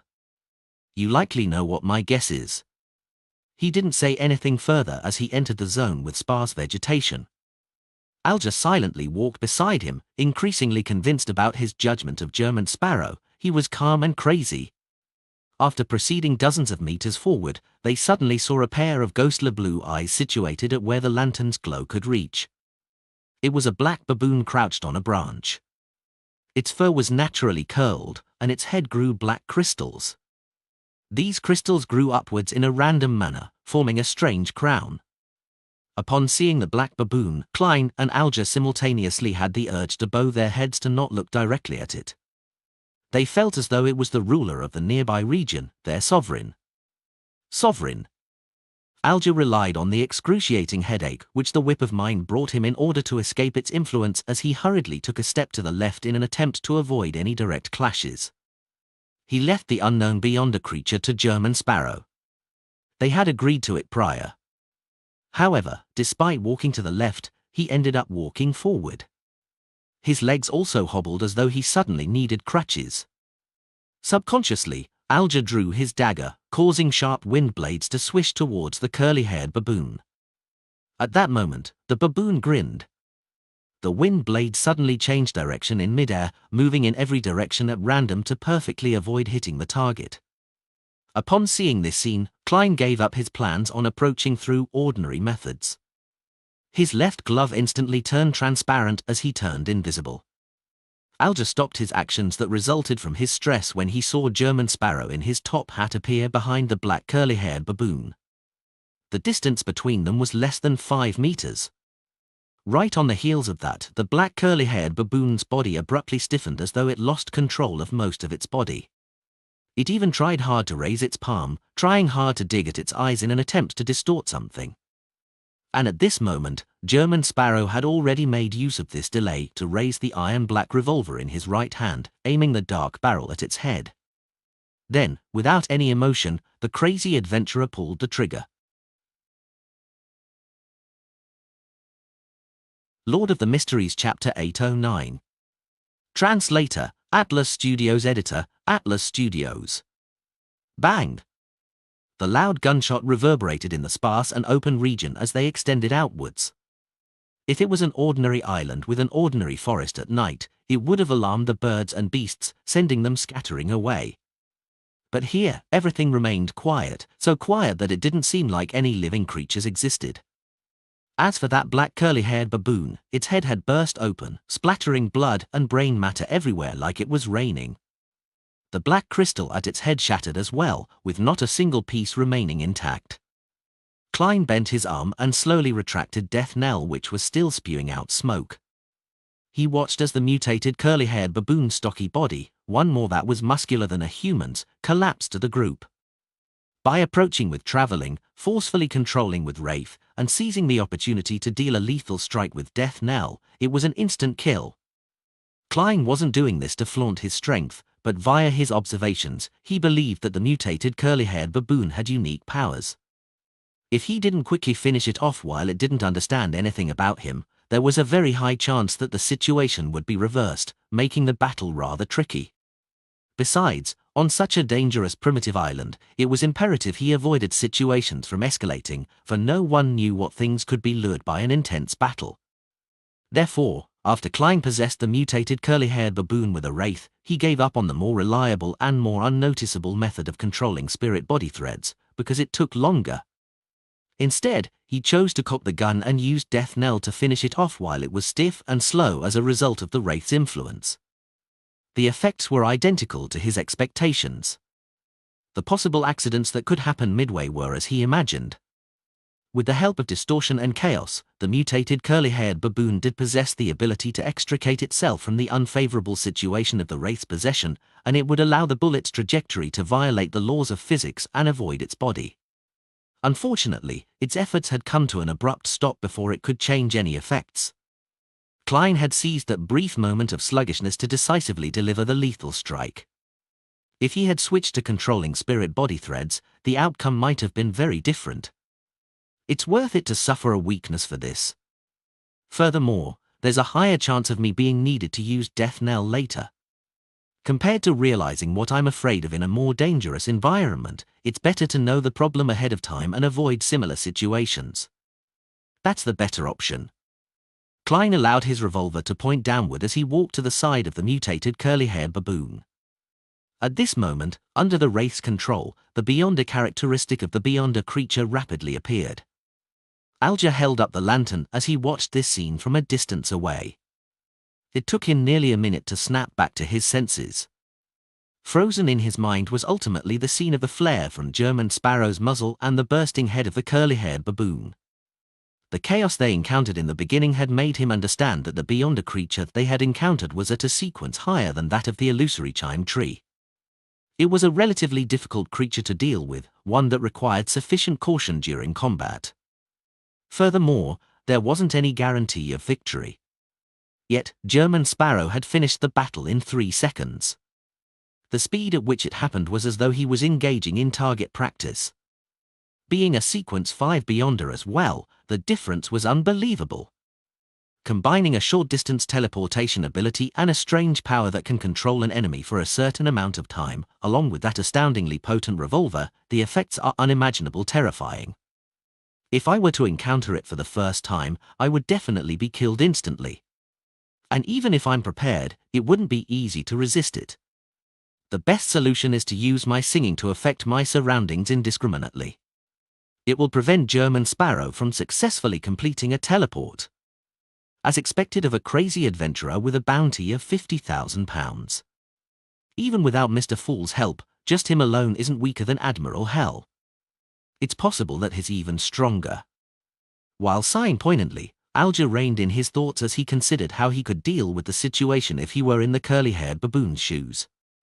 Top novel updates on n/o/v/elb/in.com. Compared to the descriptions from others and his own guesses, witnessing it himself was more convincing and shocking. Inside the corpse of the curly-haired baboon where the shattered black crystal was, a faint blob of light quickly appeared and converged together, turning into a translucent, pitch-black fist that was tightly clenched. Indifferently to their thoughts, the fist produced a feeling of strength and sinisterness. The palm's lines, luster, and fingernails seemed to follow ordinary principles, but they were filled with an abnormal charm. It seemed to hide large amounts of madness and chaos. Sequence 5 Mentor of Confusion from the Black Emperor pathway? I wonder what weakness I received. I hope it's not too odd. I can use Death Knell as much as I want in the next 6 hours. As Klein muttered, he bent down to pick up the Beyonder characteristic and stored it in a prepared metal container. In fact, he could attempt to graze the curly-haired baboon and see if he could obtain the corresponding Beyonder powers of a Mentor of Confusion so as to swap away his gloved Baron of Corruption. But ultimately, he gave up on that idea since he wasn't sure what the Beyonder creature had done that made it deserve such torture. His encounter had been an encounter on a battlefield. Ensuring his enemy's death was nothing out of the ordinary, but grazing was an extremely excruciating pain that left a soul yearning for liberation. Klein had his own principles and stubbornness. He didn't easily violate them, and he often cautiously chose his targets. Of course, to him, creatures of lower intelligence were not the same as humans. Even if he attempted to graze it, it wasn't crossing the line. However, many of his past experiences told him that persisting to keep to his principles and not relax the requirements for himself was not only a moral question but was something to prevent himself from losing himself. He couldn't keep pushing the envelope just because he thought it was nothing. As the trivialities accumulated, it would eventually result in a terrible mistake. In this crazy and chaotic mysterious world, actions aren't for others to see, but for myself. A person can fool humans and even deities, but they can't fool themselves. I wonder if high sequence beyond us from the spectator pathway can fool themselves. As Klein's thoughts raced, he took out Grozel's travels that he hid near his chest, intending to smear the curly-haired baboon's blood over its cover. At that moment, his heart tensed up as the hair along his neck stood up. This was an intense premonition of danger. And in this premonition, no scene had surfaced in Klein's mind. Not good. Klein instantly found his heart wrapped in layers of shadows as everything before his eyes seemed to be covered in a layer of dark glass. Without the luxury of time to consider what was happening, the glove on his left palm turned transparent once again. His figure turned invisible before he appeared beside Alger, reaching out to grab his shoulder. At that instant, Alger also sensed the abnormality. His heart contracted and expanded like the source of a storm as his blood surged through his veins and arteries like a tidal wave. Meanwhile, he saw German Sparrow's right hand, which was grabbing his shoulder. From the fingernails, it was turning grey and turning dull, bit by bit, just like any stone that could be found anywhere in the dark forest. And his feet, knees, and muscles were turning stiff as though they no longer belonged to him. The two figures quickly turned transparent as they vanished from their location and entered a saturated and clearly overlapped spirit world as they quickly traversed it in the direction of the ancient ruins. Suddenly, the red, green, black, and other stacked colors before Klein's eyes uniformly darkened as they produced fine patterns that resembled raven black hair. Raven black hair! A chill rose up from their souls as Klein didn't hesitate to leave the spirit world with the hanged man and return to the real world, where they landed in an area mixed with rubble and weed. Not far away was a mostly collapsed building. Through the corner of his eye, the hanged man had already turned grayish-white from the waist down, as though he had turned into a stone sculpture. Pa! Klein snapped his fingers, igniting the grass tens of meters away in preparation to leap over. At that moment, he suddenly felt his heart palpitate as his body began to tremble involuntarily. The appearance of the soaring flames was terrifying to him. The weakness death knell gave him this time, fear of fire. Seeing the dark glass thicken before his eyes, Klein felt a howling wind sweep him up from below before he could overcome the fear, causing him and Alger to fly up, passing through the invisible border and entering the vicinity of the ancient ruins. Bang! The duo fell to the ground simultaneously, producing the sound of crashing rocks. The thick shadow over their hearts vanished as the danger that hid in the darkness receded like the tide. Phew! Klein heaved a sigh of relief as he saw the grayish-white color that had spread to his elbow turn faint and recede. He felt his physical condition was rapidly recovering after he left that zone. His back was covered in perspiration that soaked his shirt. And what left him most horrified was that he didn't know what monster had attacked him or what powers were used. Did Death Knell's gunshot alarm some monster in the vicinity, or is it the existence that rules over this forest at night?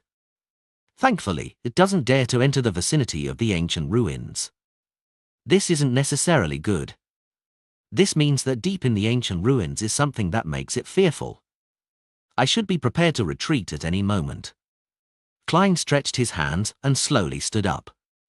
At this moment, Alger escaped from that grayish-white layer as he turned his head to glance over. That zone was petrifying us. That zone. Petrification.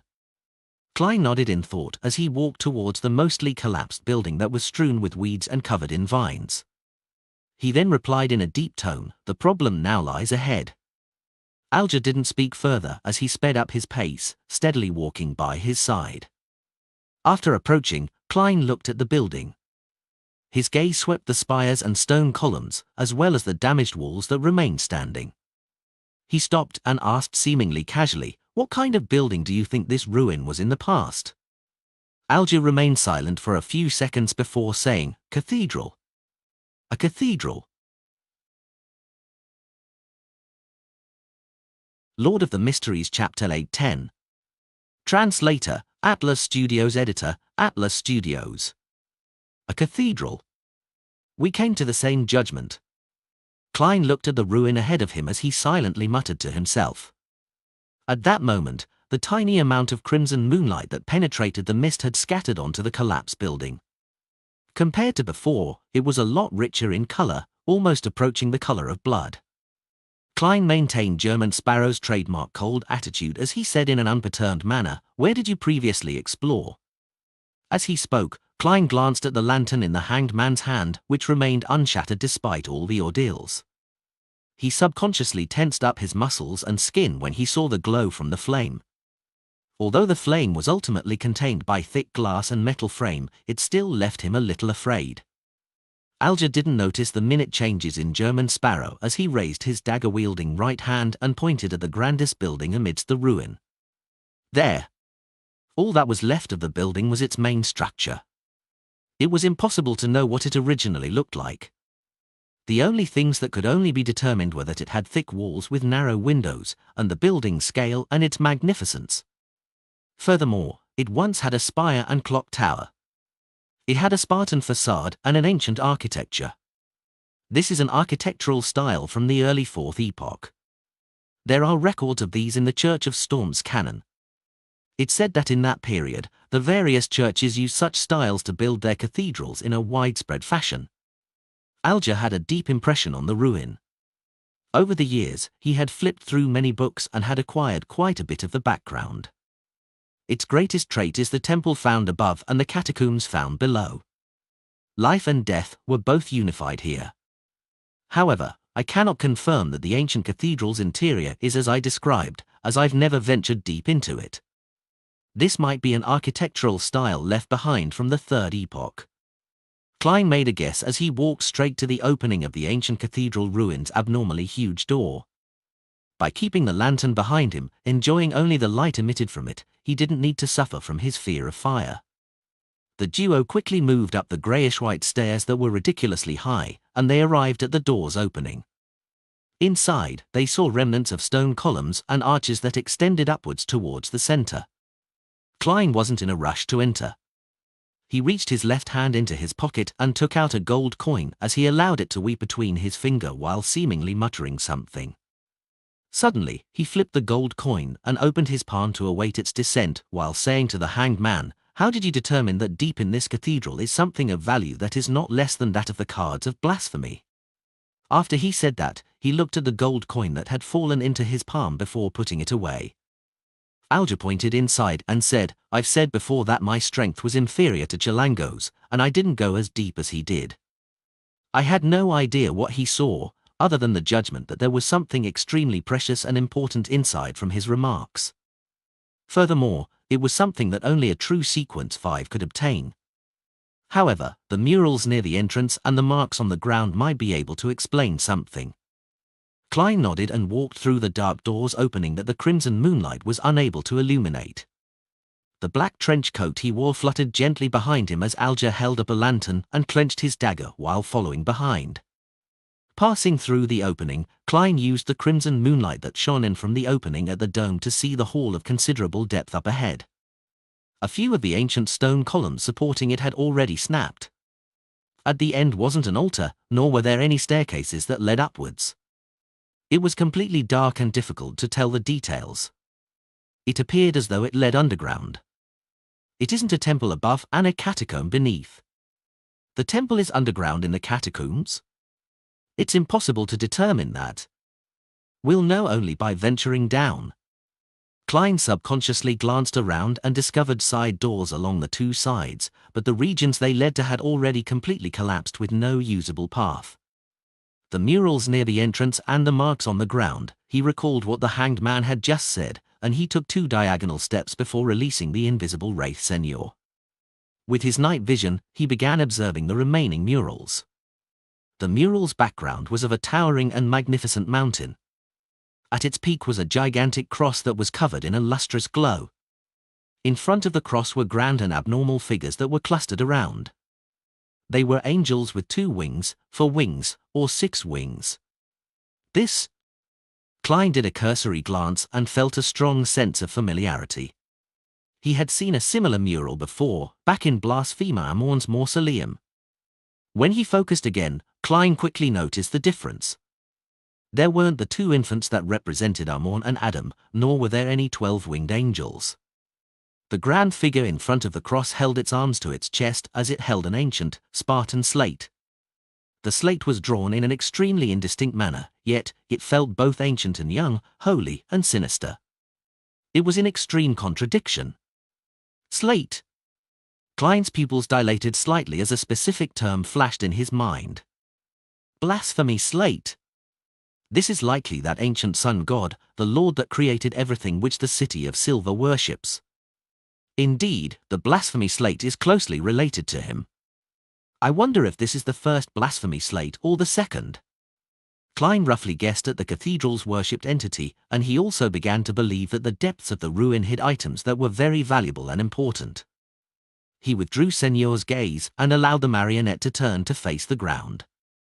Apart from the slates being covered in cracks and some odd marks remaining, they were dark red in color, smaller than a human's forehead. They overlapped with one another at times as they extended all the way to the ends of the hall. At that instant, a scene naturally appeared in Klein's mind. Devout believers were prostrated on the ground as they proceeded forward, slamming their foreheads heavily onto the ground after covering a certain distance, leaving blood oozing out. Noticing German Sparrow look around without any scrutiny, Alger probed, the ancient sun god? At that moment, he felt the baffling sensation of a cold wind blowing from German Sparrow's side. He suspected that hidden around them were shadows or wraiths. Recalling the strange restraints the mutated curly-haired baboon was under, Alger made a vague theory that he didn't voice out. Upon hearing the hanged man's question, Klein had wanted to chuckle and reply, "You can also call him the Lord that created everything, the omnipotent and omniscient God," but he felt that such a tone and choice of words was closer to that of the fool and not German Sparrow. Hence, he held himself back and nodded slightly. It's not hard to tell. Alger silently heaved a sigh of relief as he held a sense of anticipation for the item buried deep underneath the cathedral. The two simultaneously decided to walk towards the end of the hall. When they approached it, Klein finally saw the staircase that led downwards. An underground area? He asked succinctly. Alger shook his head. I can't be sure. I've never gone down. Although Chilangos had attempted to venture in, he returned in less than 10 minutes with his aura becoming relatively weak. Klein nodded thoughtfully and said in passing, "You seem to be very familiar with him." If it were said by anyone else, Alger would have pretended to have not heard it or answer directly. But deep in his heart, the world German Sparrow was Mr. Fool's blessed. His question could possibly represent the intentions of that existence, so he needed to view them seriously. After deliberating for a few seconds, Alger said in a deep voice, "We were fellow townsmen, and we were servants at the same cathedral." The priest there was an easily irritated person who enjoyed punishing the servants. Chilangos couldn't bear it and escaped secretly to become a pirate. So there was such a past. Mr. Hanged Man is also a man with a story. Klein didn't probe deeper as he headed down the staircase in the extremely silent cathedral ruins. Although his footsteps were extremely light, they still sounded obvious in such an environment as they echoed. Soon, the two of them came to the end of the staircase and saw the opening of an arched door. On both sides of the opening were two shadows that stood there silently in an immutable fashion. Klein and Alger halted at the same time as they looked at the two shadows, only to discover that they were two stone statues. They were both men with their surface being greyish-white. One of them wore full-body armor that resembled a barrel, and the other wore a jacket that looked more contemporary. Their expressions were writhing in pain as their eyes protruded as though they were glaring at something. Upon seeing this scene, Klein realized something as he recalled the encounter outside. He and Alger had also shown signs of petrification, and it was thankful that they extricated themselves of the effects, or they might have really become statues. Don't tell me they're humans who met with the same situation. If we had been petrified, would we be moved down here, standing guard at this door opening for centuries or even millennia? The source of that petrifying power isn't afraid of these ruins? Klein felt explicable horror as his scalp tingled. He controlled his emotions and turned his head to look at the hanged man. He discovered that the pupils of the boorish man at sea had similarly dilated and was clutching the dagger tightly. Mr. Hanged Man has come to the same conclusion without me needing to speak further. Klein pointed at the door opening and said, "There might be even more stone statues inside." Alger nodded as he said worriedly and jokingly, let's hope we don't see ourselves. Find news stories on november/elbin.com. If we're convinced that we have escaped the effects of petrification only to see our statues in this underground area, that would be quite the horror story. Klein thought for 2 seconds and said to the hanged man, do you have night vision? His true meaning was that the light of the lantern was especially eye-catching in the dark catacombs and that it might easily cause unwanted developments. Therefore, it was best to extinguish the flame if he had night vision. And he believed that Mr. Hanged Man was able to read in between the lines. Alger replied frankly, yes. As a beyonder of the sailor pathway who could dive, it was a given that he had night vision. Klein glanced at him without a word, but his meaning was obvious. Then why are you still using a lantern? Alger seriously replied, firstly, it's to misdirect the enemy into instinctively believing that I don't have night vision because of my use of a lantern. When they destroy my lantern and try hard to create a dark environment, I'll give them a pleasant surprise. How sinister. Klein was momentarily at a loss for words. Alger continued, secondly, it's to avoid situations similar to the City of Silver. There might be extreme darkness lurking within complete darkness. Make sense? Klein didn't insist that Alger extinguish the lantern as he first stepped past the 2 stone statues. Under their pain-frozen gazes, he stepped into the entrance that led underground. As he didn't know what the petrified statues represented, nor did he know if they were completely dead, Klein didn't attempt to shatter them to obtain their beyonder characteristics and mystical items. Lord of the Mysteries Chapter 8:11. Translator, Atlas Studios. Editor, Atlas Studios. After passing through the door opening and going underground, there wasn't a sliver of natural light in front of Klein and Alger. The ceiling was intact, preventing any crimson moonlight from seeping in after penetrating the mist. Alger raised the lantern in his hand, lighting up the area up ahead with a limited dim yellow glow. Klein took a glance and discovered at least 6 stone statues of both sexes. They were entirely greyish-white in color, and even their clothes looked like they were engraved. These stone statues included elves, giants, and humans that had an ancient dress sense.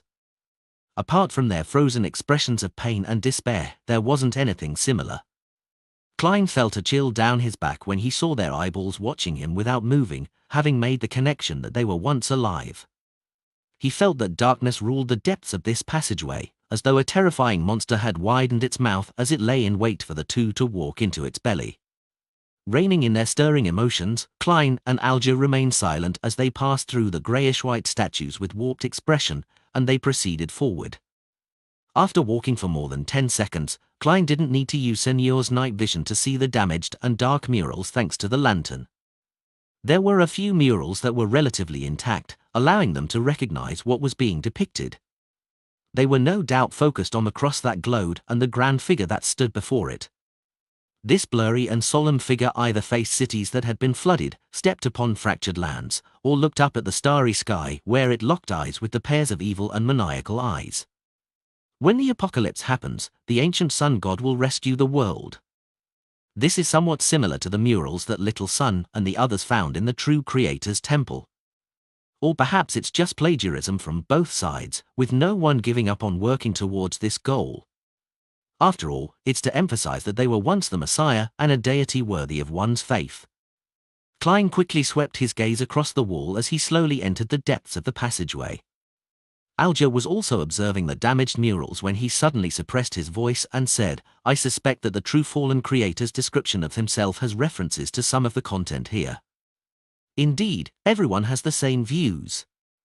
Klein lowered death knell and chuckled. I won't be surprised if we see matters related to the true creator up ahead. That might be a particular connection between him and the creator that the City of Silver believes in. Alger agreed with German Sparrow's judgment. The duo continued ahead as they tried hard to soften their steps. However, there were still some echoes that reverberated in that extremely silent environment. At this moment, Klein's spiritual perception was triggered. He immediately took 2 steps forward and put himself in front of Alger, blocking out most of the lantern's light. Less than 2 seconds later, he heard a dull sound emitting from afar. Thump! Thump! Thump! The ground shook gently as the sounds became clearer. Then, Klein saw a figure nearly 4 meters tall walk out. It was also greyish-white in color, with armor-plating patterns engraved on its body. Its head had goat horns and a mouth that resembled a hound's. Its half-opened mouth revealing snarling fangs. And what attracted attention the most were its pair of eyes, which burned red, and the 6 pairs of white membraned wings. Thump! Thump! Thump! The monster held an 8-meter-long stone trident as it slowly entered a passageway. It shook the land with every step as its great weight was spread out. Although Klein hadn't seen it before, he instantly recognized what it was. It was a 6-winged gargoyle. Its core crystal was one of the main ingredients of a marionettist, and the beyonder powers it possessed were extremely special and indefensible. Based on its external build and from what it's made of, it definitely has extremely potent combat strength while not being afraid of most damage. All it needs to cause terrifying damage is to storm over and perform a downward smash with its stone trident. Klein relaxed his left hand and wasn't in a rush to react. He and Alger remained on the spot, one using his body and the other using his clothes to conceal the lantern's light. Thump! Thump! Thump! The 6-winged gargoyle didn't look towards the duo, and it instead passed through the passageway, its footsteps slowly distancing themselves from them. Indeed, it's not very perceptive. It's no wonder Chilangos was able to venture deep down and return safely. Klein proceeded forward again when the footsteps were undetectable as he went past the crossroads. In fact, with his current strength and gear, and his understanding of his target, killing a 6-winged gargoyle wasn't something too dangerous. Furthermore, the hanged man could provide him with help. The reason why he gave up attacking it was because he had no idea how many 6-winged gargoyles there were in the catacombs. Once a battle ensued, any large commotion could result in them swarming over. When that happened, they could only escape using traveling. In addition, if they were to stir the existence in the ruins that even nearby beyonder creatures were afraid of, the problem would only worsen. Curbing one's greed was a premise for a risky exploration. Alger was also rather pleased at the crazy adventurer's calm and rational actions. His suspicion was that German Sparrow was under the orders of Mr. Fool, thus resisting his urge to attack the 6-winged gargoyle. The calmer he appears, the crazier he will be when he encounters his true target. As this thought flashed in Alger's mind, he followed German Sparrow straight down the crossroads. The murals on both sides remained damaged, and they were still describing the greatness and holiness of the ancient sun god. Finally, Klein and Alger arrived at the end of the passageway. Here, there was an 8-meter-tall stone double door. It depicted various symbols of death, sleep, end, new birth, and beginnings. A tomb? Klein turned to say to Alger. Alger nodded and said it might also be a temple. Clearly, he was also wondering if it was both a temple and tomb. The greyish-white stone door before the duo wasn't shut completely. It was cracked open with a tiny gap that allowed a child passage. Alger glanced at the floor and walked over. Putting the lantern down and securing his dagger, he pressed his hands onto one side of the door. Top novel updates on n/o/v/elb/in.com. He slowly drew a breath as he bent his knees, his arm muscle swelling suddenly. Silently, the gap widened significantly. Klein pricked up his brows when he saw this scene, feeling somewhat astonished because the hanged man's pushing of the door didn't produce any sound at all. He didn't doubt an ocean songster's strength, but he didn't believe that it could prevent the stone door from making contact with the ground. As he moved his gaze down, Klein saw a pool of slightly sticky liquid gathered under the door. He quietly produced a lubricant effect. Mr. Hanged Man is very meticulous. Is this the power of a seafarer or an ocean songster? He probably also used the powers of a wind blast to control an air cushion, thus resulting in this door silently opening. Klein roughly figured out the reason. Although he approached the stone door, he wasn't eager to enter it. Through the widened gap, he observed the scene inside. Reflected in the eyes of the wraith was the corner of the room where there was a row of greyish-white stone coffins. It is indeed a catacomb. As for whether it's also a temple, it's an unknown for now. As Klein thought, he took out Lemano's travels with his left hand. On it were beyonder powers that were suitable to handle matters related to the death domain. Meanwhile, he used a silver dagger to quickly create a wall of spirituality and sealed the iron cigar case to prevent Azek's copper whistle from causing the dead to rise from their graves. Alger also drew his dagger again and placed his left palm over it before sliding his palm outwards. Amidst light crackling sounds, the dagger swirled with silver bolts of lightning that snaked outwards. Having made their preparations, Klein, who was acting as the crazy adventurer, German Sparrow, was first to pass through the door and into the tomb. Of course, Wraith Senor had already acted as a scout by circling the tomb before he entered. To a marionettist, there was no need to take risks on many matters once they had a marionette. The tomb ceiling was soaked with water droplets, a clear indication of the humidity. The room was divided into two regions that each had 12 greyish-white stone coffins. In the middle was a circular region where there appeared to be a beautiful and complicated picture placed on the ground. Klein didn't approach it as he stopped Alger. Then, he controlled Senor to appear as it quickly floated to a spot above the circular region. Admiral of Blood. Alger's facial muscles twitched. Although he had already guessed so, he couldn't stop his subconscious reactions when he saw it with his own eyes. At this moment, Senor descended and was able to fully take in the scene in the central region. The picture had dark, dull colors with the background being filled with blurry figures. In the foreground was a long table. On the table was a figure with a resplendent cross glowing from it, and surrounding the figure were three people shrouded in shadows. One was handsome and youthful, another solemn and bold, and the last looking wise with his white beard. The three pairs of eyes exuded an indescribable sense of evil, just like the actions of their owners. One of them had ripped off the figure's arm, stuffing it into their mouths, and gnawing at it as blood was filling his mouth. Another held up a brain and sucked at its juices, while the last had dug out a beating heart, chewing at it in a ravenous manner. In contrast to them, in the figure's chest was a long and wide crack. Sitting cross-legged in there was a dark and sinister infant who was masticating on the intestines that had fresh blood gushing down.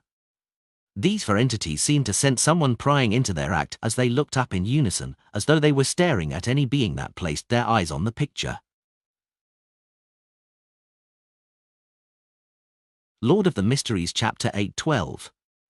Translator, Atlas Studios Editor, Atlas Studios Visit novelbin.com for new novels. Upon clearly seeing the picture through Senor's vision, Klein's heart raced so loudly that even he could hear it. As a seer who was good at interpreting revelations and symbolism, he felt his blood gush to his head, leaving his head swelling. It seemed to prevent him from engaging in thinking deeper into it. Even so, there was an ethereal voice belonging to him that resounded in his mind. It was filled with alarm. That figure that's dismembered and eaten likely represents the ancient sun god, the Lord that created everything, the omnipotent and omniscient God which the City of Silver believes in. And I've seen the three evil figures surrounding him before. In the underground ruin in Backland, the place that sealed that terrifying evil spirit. They existed in the form of a statue, but didn't look as evil as the picture depicts them to be. They each respectively represent the eternal blazing sun, the Lord of storms, and the God of knowledge and wisdom. Suddenly, Klein recalled the name he had once received, one that he had directly received when looking straight at the eternal blazing sun. White Angel. No. No way. Could it be that the eternal blazing sun was once an angel by the ancient sun god's side? Little Sun once mentioned that they heard an ecclesiastic's penitence and prophesy of a matter in Afternoon Town. One of the sentences was the kings often came to the palace belonging to the dust to conspire. The eternal blazing sun was originally named White Angel, which is also a king of angels, one that betrayed that creator. And he and the Lord of Storms, the God of knowledge and wisdom, and the dark infant who I have no idea what it represents had benefited the most out of consuming the City of Silver's creator. The Bibles of the various churches mention that the three most ancient deities were born from the original creator's spirit. In a sense, it's actually hinting at this dark history. If my theories are correct, then the Lord of Storms and the God of Knowledge and Wisdom are likely the kings of angels that served the Creator, the ancient sun god, who the City of Silver worships. Perhaps they should be addressed as Wind Angel and Wisdom Angel. This way, all 8 kings of angels are accounted for: Dark Angel, White Angel, Wind Angel, Wisdom Angel, Angel of Imagination, Angel of Time, Angel of Fate, and Red Angel. From what little Sun heard, and from the subsequent developments of these kings of angels, it seems that apart from the 2 sons of God, Amon and Adam, the other kings of angels had betrayed the Creator. No way, this ancient sun god ended way too tragic. However, this picture might not be real. It might be sacrilege. It's still suspect. I wonder who the dark infant sitting in the ancient sun god's abdomen represents. It feels like the true Creator is the greatest suspect. Klein instantly thought of many matters as he felt the urge to leave and pretend that he hadn't seen the picture the deeper he pondered over the matter. At that instant, he felt an irrepressible sense of fear, to the point of feeling that the eternal blazing sun, the Lord of Storms, and the God of Knowledge and Wisdom were casting their gaze down from the astral world in his imagination. Who left this picture behind? Who could have known so many secrets and clearly be on the ancient sun god's side? One of the other angels or saints that have been constantly following the City of Silver Creator with enduring faith. Klein's back oozed with sweat as his body trembled slightly. Although Alger's observational abilities were inferior to Miss Justice, he was an experienced beyonder. In this environment that needed a high sense of vigilance and awareness, it wasn't difficult for him to notice that something odd had happened to German Sparrow. What happened? He asked with a suppressed tone. Klein suddenly snapped to his senses as he made Senor move his gaze away as he pointed at the circular region in the middle. You'll know just by looking at it. A picture that can make German tremble? Will it make me lose control immediately? It's probably not a problem since he's not stopping me but suggesting that I take a look. However, I cannot eliminate the possibility that he has already lost his reasoning and is just acting normal. Many thoughts flashed through Alger's mind, but ultimately, he steadily walked towards the central region with his lantern in hand. After about 8 steps, he saw the gloomy picture. In just 3 seconds, Alger's hands trembled with the dagger and lantern in his grip. It was as though he was suffering from some kind of mental illness.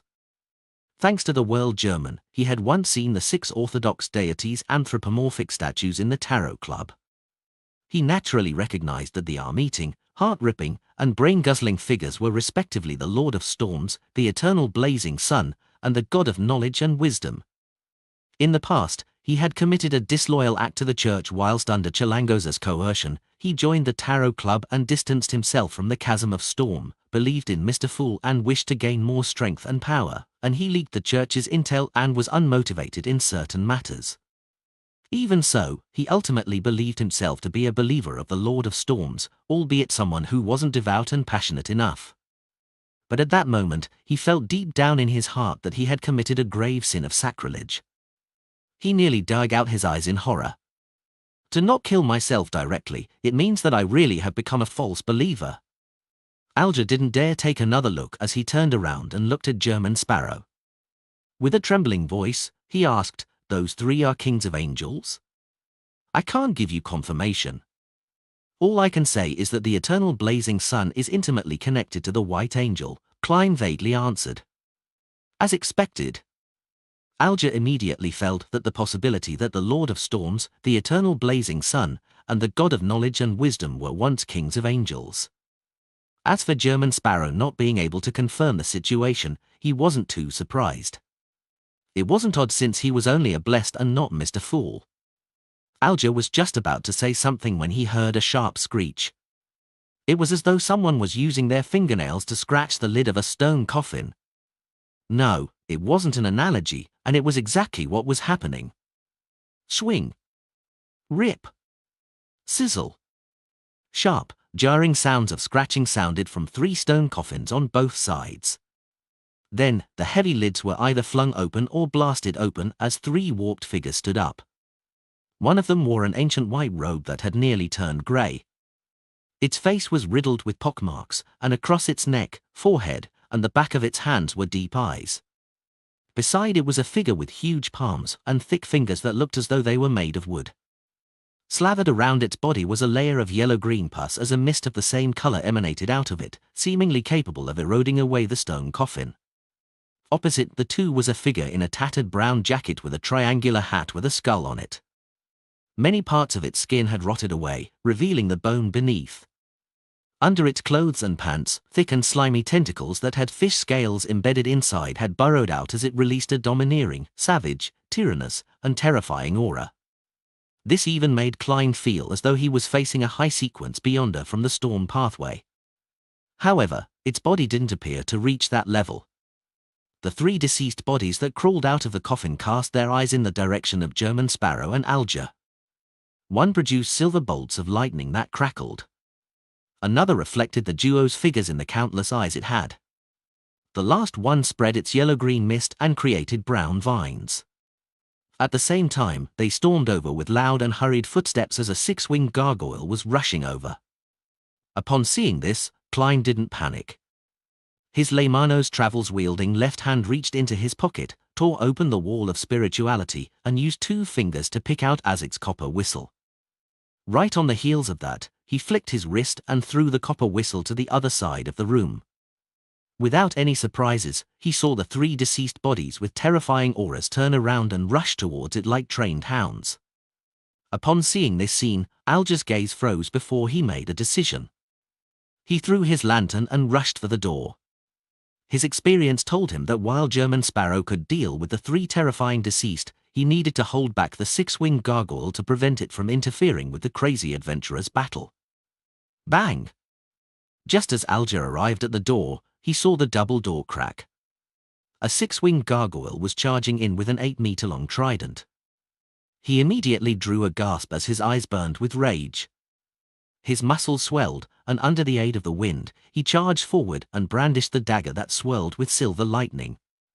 Bang! He dodged the stone trident that smashed downwards, and he cleaved at the gargoyle's abdomen with a dagger.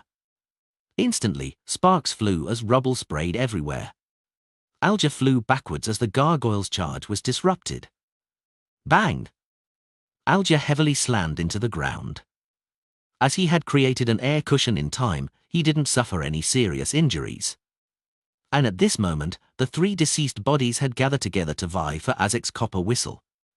Klein looked at them and calmly flipped Leymano's travels to a charred yellow page with complicated patterns and symbols.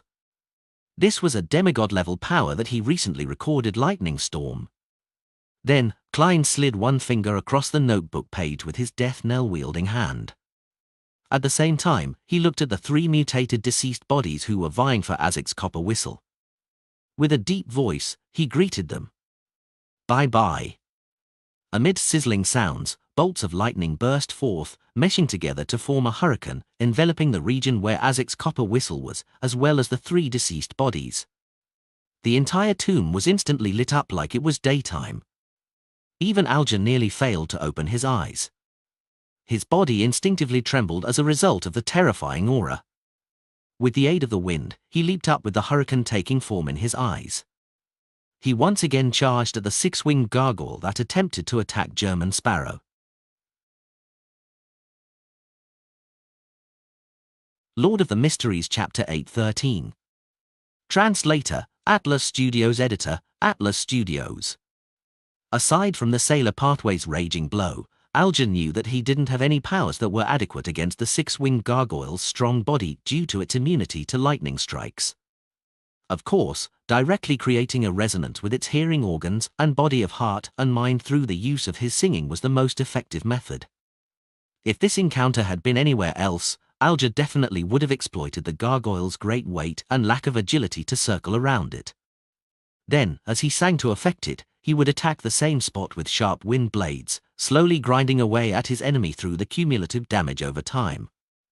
But now, he was in a catacomb, and due to the environment's limitations, any acts of directly avoiding it would only cause the gargoyle to turn its gaze to German Sparrow. It would then attack the crazy adventurer with its 8-meter-long trident, preventing him from seizing the opportunity to finish off the 3 deceased bodies. And most important of all, Alger suspected that his singing will have more adverse effects on German Sparrow than what the gargoyle was capable of. Bang! the stone trident crashed heavily into the ground, blasting open an exaggerated crater. It left the catacomb shaking as if an earthquake had happened. As for Alger, he didn't attempt to parry it. With the help of strong winds, he dodged to the right and soared up, agilely dodging the gargoyle's attack as he dashed for the monster's head. At that moment, he saw the greyish-white eyes, which burned with flames. Alger's mind turned sluggish as his body instantly stiffened. He had the feeling of being petrified again, but his skin didn't show signs of spreading greyish-white colors. Thanks to the inertia, he continued soaring upwards, but he wasn't able to brandish his dagger. He slammed straight into the gargoyle's head before loudly being repelled backward, his body aching in pain. The heavy greyish-white trident reflected in his eyes again as his thoughts were sluggish, making it impossible for him to put up any effective resistance. Suddenly, a hand grabbed him by the shoulder and pulled him to the side. Bang! Rubble flew as sparks were produced. The gargoyle's heavy trident had blasted open a huge crater again. Alger's body trembled as his vision regained its clarity while his thoughts were rapidly restored back to normal. He was like someone who woke up from an irresistible nightmare which he was helpless against as he regained control over his body. Only then did he realize that German Sparrow had appeared by his side. There were still remnant flashes of lighting and sizzling sounds in the corner where the 3 deceased bodies were. Do not lock gazes with it. Attack its chest. As Klein pulled Alger away quickly in a bid to dodge the stone trident, he succinctly advised his companion. Alger had personally experienced and witnessed many battles, so without further explanation from German Sparrow, he knew what the latter meant. He stopped receiving aid as he nimbly circled to the gargoyle's flank. Tap! Tap! Tap! He ran towards the gargoyle and waited for the stone trident to sweep over him, before soaring high up with the help of the strong gales to dodge the attack. Whoosh! Another hurricane pushed Alger towards the gargoyle's chest. During this process, he closed his eyes, pulled back his right arm, and bulged his muscles. Then, with his ability to judge distances as a seafarer, he threw out his dagger-wielding right fist. Howling wind blades and sizzling lightning were emitted along with his fist. Bang! Alger's right fist heavily struck the gargoyle's chest, producing an explosive effect. It caused the gargoyle stone to be covered in fine cracks as silver lightning snaked around. Following that, the cracks widened and depressed into a pit. With a cracking sound, his dagger exploded, turning into countless fragments that scattered everywhere. The strong recoil sent Alger flying back. In midair, he saw through the corner of his eye that the hatted German Sparrow had at some point in time circled to the front and cocked his revolver. Right on the heels of that, the cold adventurer suddenly raised his hand and aimed the black barrel right at the gargoyle. Bang! Amidst a loud echo, a bullet tore through the pit in the gargoyle's chest and pierced it. Following the explosive boom, the greyish-white stone monster convulsed a few times before the flames in its eyes were extinguished. After a brief pause, it collapsed like a mountain, producing an exaggerated sound and earthquake-like shaking. Death Knell had delivered a lethal blow. And at this moment, Alger had just maintained his balance and found his footing thanks to the wind. Klein didn't speak to him or search for the spoils of war. He immediately turned around and headed for the charred area where Azic's copper whistle sat silently. Slippery tentacles covered in fish scales moved as the deceased body with nearly half its body gone had stood up. Bolts of lightning continued snaking around its body. It was the domineering, savage, tyrannous deceased body that wore a tattered brown jacket with a triangular captain's hat. It was missing its left arm and right leg, as well as having half its head. Its body was covered in traces of charred and melted flesh. But even so, it didn't sleep in peace. It was still attempting to fuse with the surrounding flesh and blood in order to obtain a stronger state. One had to know that Klein had used Lightning Storm, which he had recorded from the Sea God Scepter. Even if the act of recording had reduced its might, it was definitely the beyond a power at the demigod level. Just the fact that the other 2 deceased went silent without letting out a grunt was a testament of its might. This awakened deceased body is problematic. Klein's heart stirred as he made Senor leap onto the smooth surface of Azic's copper whistle before attempting to reflect onto the deceased fish scale on its slippery tentacle. At that moment, through the marionette, Klein sensed a tyrannical and high-level repulsive force. The wraith was unable to possess it. Senor was even repelled as it couldn't help but lose its invisibility. Upon seeing this, Alger didn't question the situation. He raised his hands and created a spiraling wind around the deceased body, hoping to restrain its actions. However, the wind didn't sweep inwardly, as though it was afraid of something. It was forcefully dissipated as it rapidly vanished. The only thing to be happy about was that the deceased body didn't immediately attack the duo. Instead, it jumped to the left, bent its back, and attempted to pick up Azic's copper whistle. Klein immediately flicked his wrist and precisely flipped Leymano's travels to the page with abyss shackles. This was a Beyonder power which Emlyn had recorded, one belonging to a Sequence 7 vampire. As Klein swiped his death knell-wielding right hand onto the notebook, the shadows around the deceased body suddenly came to life and manifested chains that shackled it firmly to the ground. Taking advantage of his opponent's brief pause, Klein raised his revolver in a deadpan manner. Different colors red, green, and white immediately appeared in his vision. Aiming at the white, Klein pulled the trigger. Bang! A pale golden beam shot into the head of the deceased body, causing it to rupture immediately into a spray of blood. At the same time, the purifying bullet also emitted a sun-like radiance that illuminated the target's body. The deceased body melted like wax as it bent its waist and lost its balance, collapsing right beside Azic's copper whistle. Monsters without any intelligence that only move on instinct are much easier to deal with than Beyonders of the same level. However, am I letting the copper whistle down? Ever since it was given to me, it has suffered explosions, the catharsis of lightning, and the purification of sunlight. Life sure isn't easy for it. Klein repented for a second before controlling Senor to pick up the ancient and exquisite copper whistle and stuffing it inside his body. He didn't directly head over, afraid that a deceased body would awaken. Hence, he continued letting Senor to investigate the fellow who could resist the possession effect. Klein suspected that the deceased had an item of a rather high level. Soon, Senor in his non-wraith form touched something and pulled it out. It was a card. New chapters will be fully updated at nofel/bin.com. On the face of the card was a man wearing a papal tiara with both hands held up. Before him were prostrated believers, and behind him was lightning, dark clouds, gales, and waves. Klein was very familiar with the man because he had a portrait of this person in another set of attire. It was Emperor Roselle. And to the top left of the pontiff dressed Roselle, there was a line of text formed from resplendent starlight, Sequence 0, Tyrant. The card of blasphemy from the storm pathway? The Tyrant card? Klein instantly recalled how the Church of the God of Knowledge and Wisdom addressed the Lord of Storms, Tyrant. Alger also saw the card of blasphemy as his gaze froze instantly. Flames of greed flared up in his eyes. He took a deep breath and moved his gaze away as he looked to the side and said, "The battle was intense. Perhaps other entities deep inside this cathedral have been awoken by us.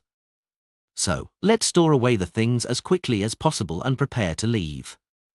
"Mr. Hanged Man, do you think I'm not aware of that?" "There's no need for you to nag. What happened to our tacit teamwork from before?" "Heh, indeed. The Tyrant card has affected you.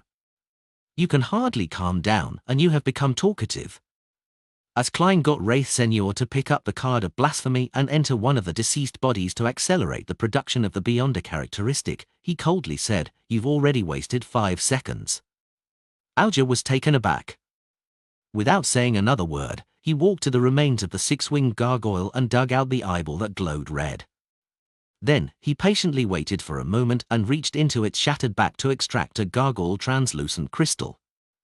Elsewhere, with the Wraith's help, the deceased body that was covered with yellow-green pus produced a blob of brown soil. It had roots to it with hidden blood vessels. It appeared rather strange. Without wasting time to guess at the sequence or pathway it belonged to, Klein got Senor to store it away before heading for the deceased body whose slippery tentacles were still twitching slightly, to accelerate the production of the Beyonder characteristic. Seeing what looked like a jellyfish with azure blue seawater in it take form, Klein and Alger suddenly heard a dragged-out sound. Sigh. This sighing came from deep within the cathedral, bringing along with it an indescribable sense of ancientness. Lord of the Mysteries Chapter 8:14. Translator, Atlas Studios. Editor, Atlas Studios. The long sigh that sounded from deep within the cathedral had left the back muscles of Klein and Alger tense as they were pumped with adrenaline. Without any hesitation, Klein's left glove turned transparent as he vanished, appearing beside the hanged man. As he reached out to grab his shoulder, Senor also picked up the jellyfish-like Beyonder characteristic and, with the help of Mirror Leap, returned back to the gold coin inside the iron cigar case. Right on the heels of that, Klein's and Alger's bodies turned incorporeal and invisible, leaving the catacomb silent again. The two of them were directly teleported into mid-air a distance away. Their figures came into existence amidst the shadows of the clouds and the crimson moonlight. Subconsciously, Klein and Alger turned their heads in unison to look at the primitive island, wishing to know if any changes would happen to it. When they heard that sigh, they had relied on their instincts and experience to immediately escape despite not sensing any actual danger. Now, they couldn't help but feel curious and puzzled. In their vision, the thick mist that cloaked the primitive island had quickly dispersed. The moonlight shone straight down without anything obstructing it. Amidst howling winds, Klein and Alger floated in midair as they saw the primitive island's present state through the sparse mist. It had vanished. This primitive island that had a demigod feathered serpent and all kinds of Beyonder creatures had vanished. Find news stories on november/elbin.com. The region it was in had dark blue seawater, which was almost black, was ebbing slightly. Nothing appeared out of the ordinary. Alger couldn't help but reach his hand into his pocket where he touched the six-winged gargoyle's core crystal that had left his mind sluggish. If not for his battle spoils still being in existence, he would have suspected if it was all a dream. He wondered if he and German Sparrow had somewhat gotten lost, that they hadn't found the real primitive island, and ended up completing the exploration in their dreams. Klein had similar thoughts as well. He even felt as though he was hallucinating. After all, a giant island with so many powerful creatures that hid secrets from mythical times couldn't just vanish without a word. Even the seawater didn't show any corresponding signs of its existence. Thankfully, I didn't hesitate at all and chose to immediately escape. Otherwise, Mr. Hanged Man and I might really vanish, never to be found again. Klein suddenly felt a deep sense of joy. He didn't dare stay any longer as he activated traveling once again and vanished with Alger as they traversed the spirit world. And the final scene of this body of water that froze in their eyes was of mist spreading once again with increasing density.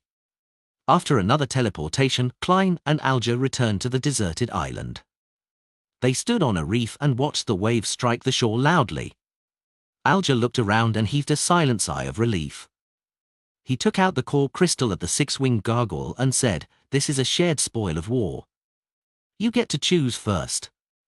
After weighing the matter, he considered the six-winged gargoyle to be a monster that the duo had killed together. As for the three deceased bodies, they were solely German Sparrows. Klein didn't directly respond. He made Senor float beside him as he took out the tyrant card, the brown soil Beyonder characteristic, and the jellyfish-like Beyonder characteristic. The latter was suspected to be that of an ocean songster's. After doing all of this, he said, "One battle. I'll choose first." Thrice. He meant that in the battle the duo faced, they had fought three deceased bodies and a six-winged gargoyle.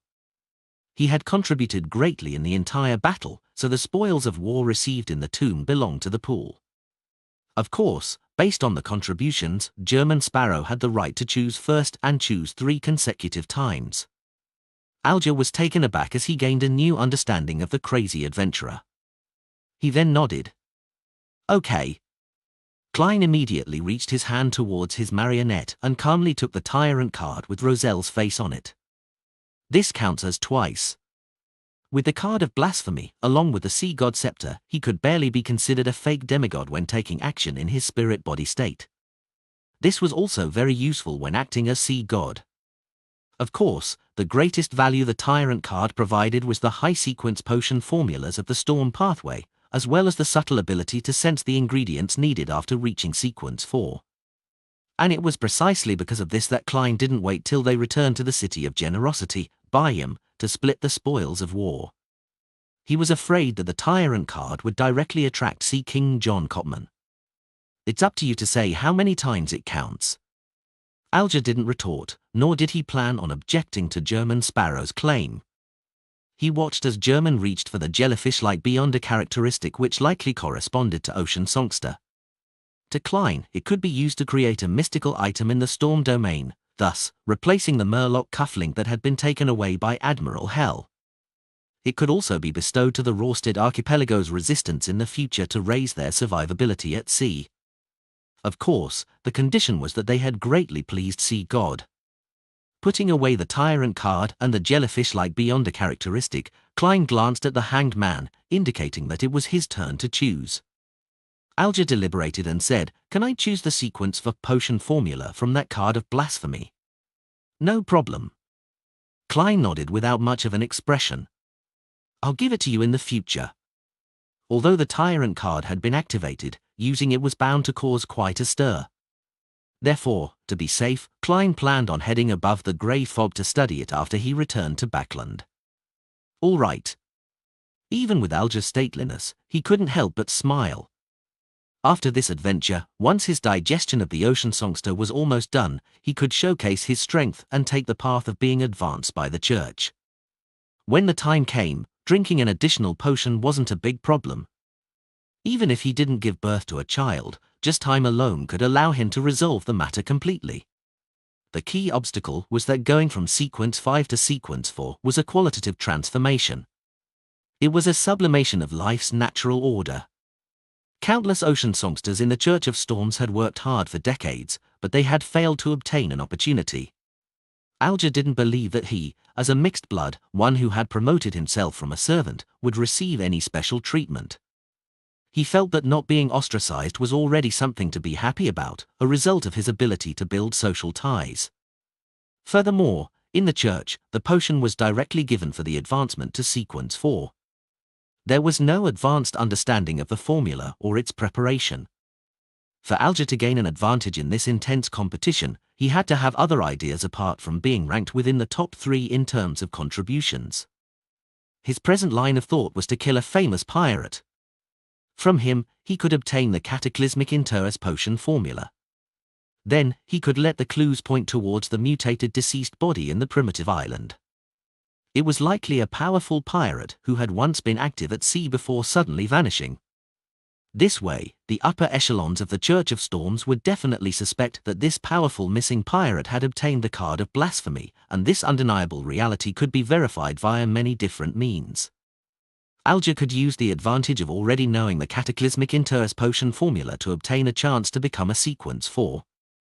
Of course, that's working on the premise that the church doesn't have a sealed artifact that can directly wipe out any corresponding memories. If this method doesn't work, and there's no real way to advance, I can only secretly gather the corresponding ingredients and prepare the required ritual for advancement. Once I become a Sequence 4, I'll immediately leave the church and become a pirate king. Alger reined in his thoughts and watched as German Sparrow took away the brown soil-like beyond a characteristic. Glancing at the remaining items, he put away the greyish-white translucent crystal and handed the 6-winged gargoyle's eyeball to German Sparrow.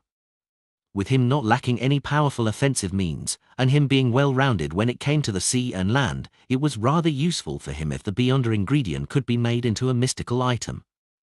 Back in the tomb, if it wasn't because he was uncertain if psychic piercing could affect the gargoyle, and the battle situation didn't allow for any mistakes, he would have chosen to first use the Whip of Mind. After splitting the spoils of war, putting them in different boxes, and sealing them with walls of spirituality, Klein stored away Senor. Reaching out his hand to grab the Hanged Man, their figures turned faint as they entered the spirit world. After the traveling was completed, the two appeared on a mountain beside the sea in the Bayam city outskirts. It was still close to the cemetery, and it was as though they had never left. Alger didn't harp on the topic as he nodded at German Sparrow. "If you need any mystical items created, I shall bear the corresponding costs. It's a pleasure working with you." Wearing the transparent glove, Klein tersely answered before vanishing. He left the hanged man behind, and he directly teleported himself to a secluded corner in Bayern City. Next, I need to select a lucky pirate. Klein surveyed his area as he muttered silently and stretched his fingers before walking out into the street. Of course, he didn't forget to change his appearance. He also smeared blood over Leymano's travels. After all, there were bounty notices everywhere for German Sparrow, and Sea King John Cotman remained in this city. If you were recognized or got lost, things would be nasty. On the mountainside outside the city, Alger looked up at the dark night where there were the crimson moon and the countless stars. He slowly inhaled and exhaled, allowing the refreshing and saltiness of the seaside to cleanse his body. The exploration he had just completed was the most dangerous adventure he had ever had. If not for the teleportation from German Sparrow's creeping hunger, he doubted that they could escape alive. However, as Mr. Fool's blessed, the world should have other trump cards. For example, those demigod-level beyonder powers in Leymano's travels. But in that case, we might not have successfully reached the tomb, with us encountering more trouble along the way. Yes, that card of blasphemy of the storm pathway is the target that made him restrain his madness. Was an instruction from Mr. Fool? He had already foreseen it. Perhaps, he even knows the existence that produced that sigh from deep within the cathedral. Back then Chilangos might have seen the tyrant card but had lacked the ability to obtain it. That must be why he said that. Alger's mind churned as he slowly walked to the foot of the mountain.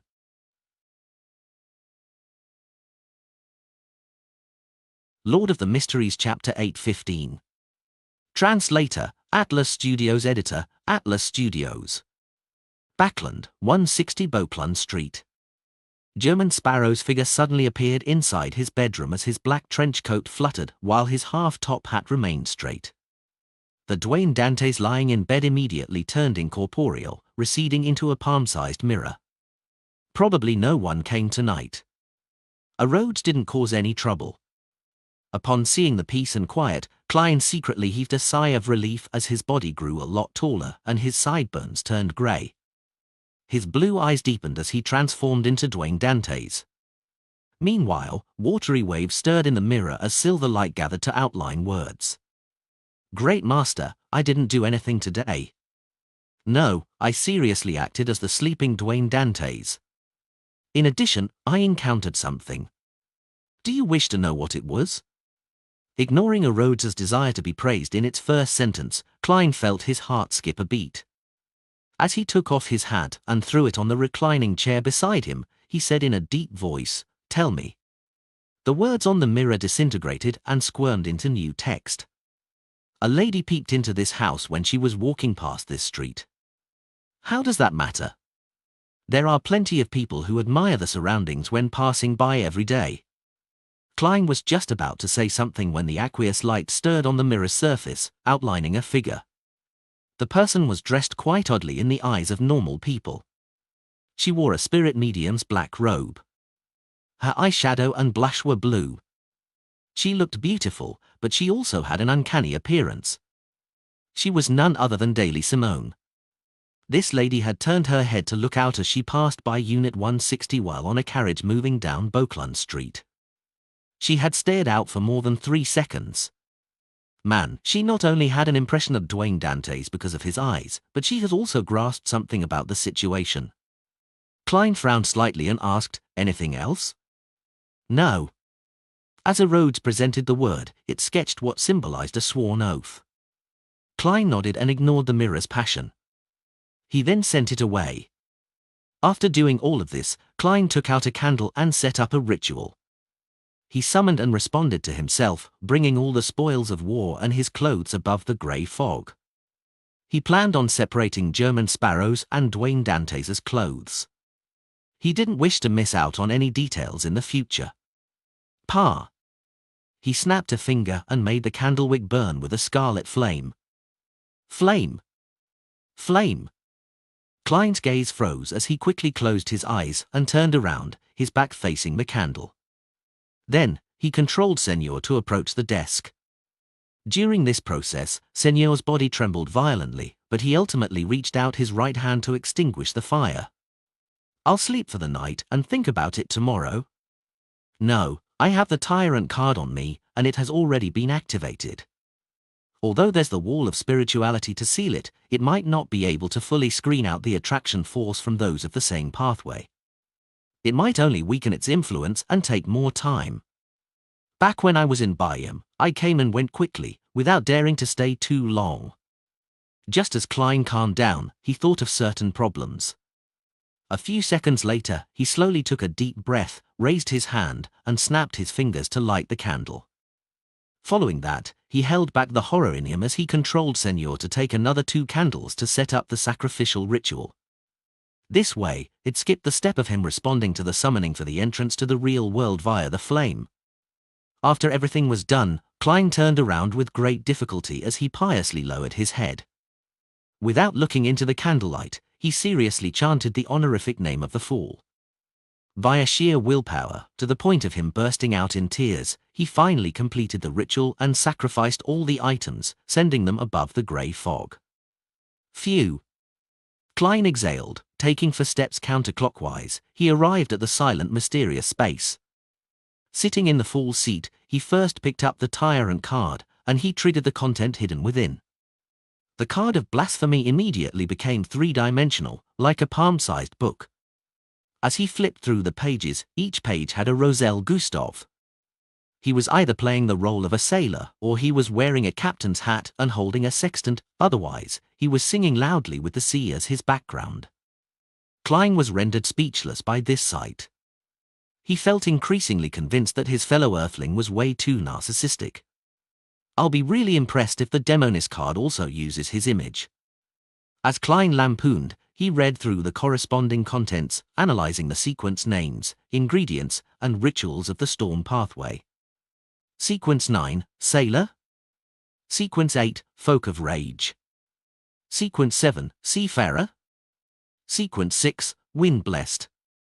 Sequence 5, Ocean Songster.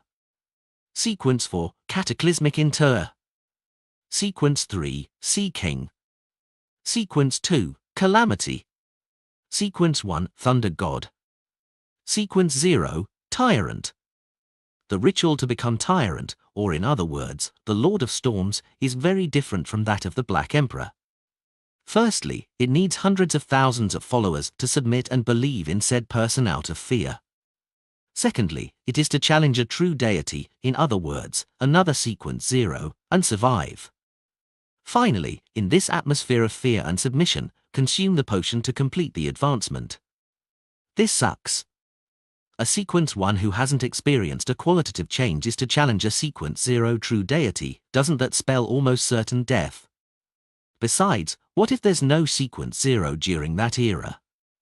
Then, wouldn't one need to think of a way to nurture one, or to switch to a neighboring pathway? Of course, the ritual might not be necessary. With enough luck, there's still a chance of succeeding by directly drinking the potion. Sea God Calvetua was such an example. It didn't even consume a potion but instead an unconcocted beyonder characteristic. The core of this ritual is the courage to challenge a deity, with massive feelings of fear and submission. Tyrant doesn't seem to come equipped with the Black Emperor's uniqueness of distorting rules, preventing him from resurrecting from the dead and returning from the void. However, it seems to be able to transform into lightning or light for a short period of time, perhaps capable of creating a planet-level disaster. Emperor Rozelle's focus is on the formula and ritual. His description of the beyonder powers and deity authorities are very vague. Klein casually summoned a piece of paper that wasn't conjured. Using a fountain pen, he recorded the Cataclysmic Interr's potion formula and wrote a note in the World German Sparrow style of speech. Avoid recalling the contents of that picture usually. This was a warning for the Hanged Man. In the mysterious domain, matters that involved Sequence 0 required caution and carefulness. Care needed to be taken even if it violated common sense. It didn't mean that seeing and discussing that picture on the primitive island meant that they were safe in the outside world. If they often recalled the matter, there might be a day when they were lucky enough to have lightning smite down at them suffering from an unresolvable conundrum that killed them with an aneurysm, or them dying from heat stroke from the sun's radiance. The ritual of the Cataclysmic Interr is extremely dangerous. It will trigger earthquakes and tsunamis, and the advancer needs to consume the potion in such an environment, holding out until it ends. Klein folded the piece of paper and placed it to the side while putting away the tyrant card. After using divination to confirm that the 3 Beyonder characteristics he obtained were separately the Black Emperor Pathway Sequence 5 Mentor of Confusion, Storm Pathway Sequence 5 Ocean Songster, and Planter Pathway Sequence 5 Druid, Klein finally had the time to recall what had happened during his exploration as he considered the information it hid. Eternal Blazing Sun is clearly of the Sun Pathway, and that city of Silver Creator is also known as the Ancient Sun God. This can be determined from some of the 4th Epoch history and the murals of the elves. According to the law of sequence beyond a characteristics conservation of having no sequence 1 when there's a sequence 0, the White Angel back then likely wasn't a king of angels. But if he wasn't a king of angels, he had no right to partake in the feast of the city of Silver Creator. This not only has external elements in play, but it also includes the problem of jumping directly from sequence 2 to sequence 0, which has a high chance of losing control. Either Eternal Blazing Sun had switched pathways to become a god, or the city of Silver Creator's main authority wasn't the sun. After he defeated the ancient gods, he had already allocated parts of his authority to the angels beside him, making them become kings of angels.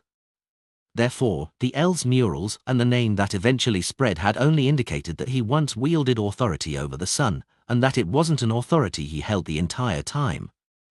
There's also another possibility. The creator, who took over the ancient gods' authorities, had the ability to allow a sequence 2 of the same pathway to advance to sequence 1. Klein's train of thought quickly turned to who had built the cathedral and left behind the mural. Due to the messiness of the various situations, he conjured a piece of goatskin, and he summarized all the points by writing them down to seek out the connection. That primitive island was discovered by Chilangos and Mr. Hanged Man. Chilangos received a mission from the Twilight Hermit Order. To obtain a priceless item, he headed to Baklan to assassinate Duke Negan, and he ended up dying at Mr. Azik's hands. Chilangos told Mr. Hanged Man that deep inside the ruin was a precious item that was in no way worse than Roselle's tarot card, but it was something that could only be obtained at sequence 5. He later obtained Creeping Hunger and became a pirate admiral, with a strength already equivalent to a sequence 5. That tyrant card remains deep inside the cathedral's catacombs. Chilangos didn't make any subsequent attempts.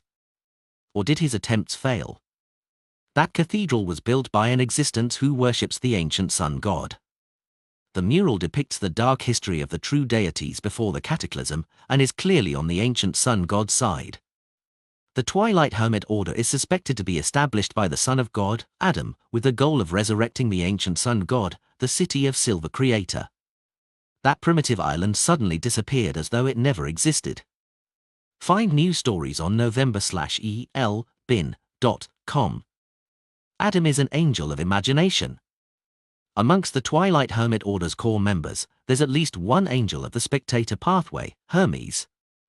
The Twilight Hermit Order tends to select members of the Sailor, Reader, or Sun pathways. It has a high chance of possessing high-sequence ingredients and items from the Storm domain. There might be angels from the Storm domain in it. Klein lowered his pen and looked at the content listed out as he slowly made a guess.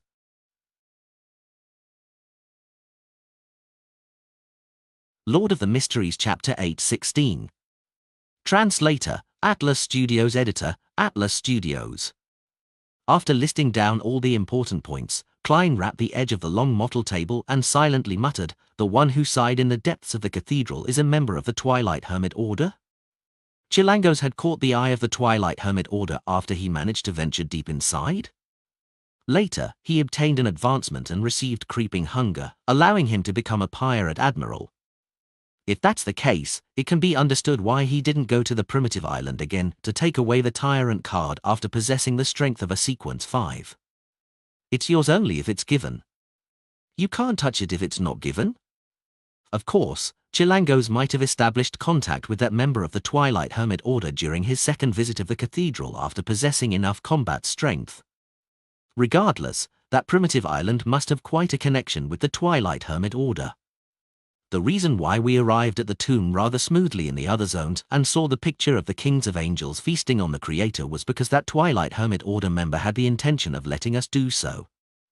They are happy to let that lost piece of history spread given the chance. However, their depiction of something from their own standpoints might not be the truth as well. Later, that Twilight Hermit Order member probably sighed because he or she didn't expect us to quickly finish off the awakened deceased bodies and the six-winged gargoyle to obtain the tyrant card. With how things normally go, we should have been in danger, and he quells everything, talking to us from a distance, making us outer circle members of the Twilight Hermit Order. Klein carefully used he to refer to the existence in the depths of the abandoned cathedral. He even suspected that the person might be the former king of angels, son of God, Adam. Of course, he wasn't certain if the primitive island belonged to the Twilight Hermit Order. He believed that even divination wouldn't give him a certain answer, as there were too many possibilities. It also involved other hidden existences, and any information related to the spirit world would definitely be wiped away or hidden. If it's really as I guessed, does that mean that I missed the chance of joining the Twilight Hermit Order? If I pass their test, then I might be able to take a glance at the second blasphemy slate and obtain the high-sequence potion formulas of the seer pathway. What a pity. However, German Sparrow has a mysterious origin with a secret existence backing him. This is known by the various factions at sea, and as the most ancient and secret organization, the Twilight Hermit Order will definitely be aware of the corresponding situation. The outcome for German Sparrow would probably be immediate execution and then having answers obtained via spirit channeling. Klein first found it a pity before feeling afraid. As his thoughts whirred, he even thought of sending the Hanged Man to the primitive island again and seek out an opportunity to make him an outer circle member of the Twilight Hermit Order so that he could slowly reach its core. Sigh, but the problem is that the primitive island has vanished. Otherwise, Mr. Hanged Man really has a chance of being a triple, no a quadruple spy. Klein snapped his fingers and made the paper in front of him disappear, throwing the night's exploration to the back of his mind. However, he warned himself that he needed to pay attention to the appearances of any abnormalities in his daily life. He was afraid that it wasn't that the hidden existence deep in the cathedral wasn't able to stop himself and the Hanged Man from escaping, but that he had a deeper motive. If not for the grey fog and him having been sterilized, Klein even suspected if there were any hidden marks left on him. Glancing at the items on the table, Klein first flipped the tyrant card over and placed it beside the Black Emperor card. Following that, he began considering how he would deal with the remaining spoils of war. He already had plans for the Sequence 5 the Druid beyond a characteristic of the planter pathway, sell it to Frank Lee via the Hermit Catlear. But the problem is whether I want to accelerate the destruction of this world. Klein gave a self-deprecating laugh as he fell into a dilemma. Allowing a dangerous fellow like Frank Lee to advance to Sequence 5 meant that cows, fish, the sea, and rose bishops would be fearful. No one knew what this fellow, who was no better than a lunatic, would achieve in his experiments after obtaining greater powers. It was an unknown what sort of strange species he could create. What if he plants himself and obtains a bunch of Franks? The world would truly be in danger if that happens. Klein silently exhaled and planned on letting Admiral of Stars vex over this problem. After all, I'll just be selling the Druid beyond a characteristic normally. Whether Hermit wishes to buy it is up to her. Besides, it's only a Sequence 5. I believe Queen Mystic and the Moses Ascetic Order will support her and be able to ensure nothing goes wrong. Besides, the Church of Mother Earth has a bunch of saints, angels, and Grade 0 sealed artifacts, as well as a true deity. There's nothing they can't handle. As Klein consoled himself, he placed his attention onto the Mentor of Confusion and Ocean Songster beyond the characteristics. His initial plan for the latter was to create a mystical item, but he wasn't sure if the artisan that the Hanged Man knew had the ability to do so. As for the former, he planned on selling it. Although it could also be made into an item, it overlapped with the Baron of Corruption inside the glove. Besides, Klein also began to realize that having too many mystical items wasn't necessarily a good thing. Particular negative effects were a pain when stacked. With creeping hunger and the rentable Leymano's travels, he believed that it was best if he traveled light most of the time. Under normal circumstances, creeping hunger matched with death knell, along with a few purifying bullets, it was enough to deal with most matters. When in a sea or air battle, he could have an additional mystical item made from an ocean songster. In complicated situations, he could rent Leymano's travels when given the opportunity. If there wasn't an opportunity, he could use Grozel's travels for defense, and throw out the Fate Siphon charm. And this wasn't considering his own Beyonder powers, Wraith Marionette, or the hard-to-use Sea God Scepter. In terms of fixed assets, I'm considered a true tycoon. Klein sighed as he made the Beyonder characteristics fly to the junk pile. As for the eyeball of the six-winged gargoyle, this was a material rich in spirituality and had some hint of strangeness. It could be used in a ritual to create charms. Klein temporarily had no better use or requirements for it, so he had already thrown it into the junk pile. After doing all of this, he disappeared from above the grey fog, and he returned to the real world. On Saturday morning, Force had originally planned on waking up naturally, but she ended up being awoken by the world's transmission via Mr. Fool. He was returning Leymano's travels to her. Force rubbed her eyes and planned on directly preparing the ritual, but when she saw her messy hair and puffy eyes, she decided to wash up first to make herself look human. She had finally sold the 2 properties yesterday, selling them at a higher price than she had expected. Even after deducting the corresponding taxes, she had received £6,550. To her chagrin, gold coins which were used in daily life may appear common, but when she attempted to collect them en masse, she failed to obtain much. After plenty of work, all she got was 600 gold coins. Phew, I can finally repay the debt and complete the transaction. Force combed her hair and began setting up the ritual. Last night, to celebrate her first time accumulating such immense wealth, she secretly drank half a bottle of Lanty and a barrel of Southville beer. This resulted in her waking up in a terrible state. During the ritual, and after some communication, Force paid £5,200 and 600 gold coins, closing the assassination commission and receiving an interrogator beyond a characteristic. This way, she still had £2,530 in cash. As for the royalties from her 2 books, although they weren't much, they were relatively stable. After a brief wait, Force saw the door of sacrifice and bestowment light up as 2 items flew out. One of them was Leymano's travels, and the other was a light blue, translucent hexagonal prism. In it were streaking bolts of lightning. Mr. Worldshaw has many Beyonder characteristics on hand. Force sighed silently and first thanked Mr. Fool before ending the ritual to accept the interrogator's Beyonder characteristic. Finally, she picked up Leymano's travels and flipped through it to see what additional Beyonder powers there were. As the pages flipped over, her gaze suddenly froze. This was because 2 of the charred yellow pages weren't empty. They were filled with mysterious and strange patterns and symbols. These represented Beyonder powers at the demigod level. Visit novelbin.com for new novels. A total of 2 pages. How extravagant. Force couldn't help herself as she muttered. This was the first time she was seeing a demigod Beyonder power which she could freely use. As a best-selling author who mainly wrote romance, her first reaction was that the world German sparrow was chasing after her. But thinking back to how they hadn't met before, and how the gentleman was a cold and powerful assassin, she quickly rejected such a guess. She believed that the world German sparrow was probably able to receive help from a demigod at any time, so he didn't mind such matters. Phew, I should try not to use it. I'll let Mr. World use it when he rents it again. Force exhaled with some fear, completely lacking the guts to take advantage of the terrifying assassin. After composing herself, she used her crystal ball and identified all the new Beyonder powers. She felt that they were all relatively useful apart from Full Moon. If I wish to commit suicide, this is quite a useful one, she muttered and closed Leymano's travels. She planned on giving Zio the interrogator's Beyonder characteristic when she returned in the evening.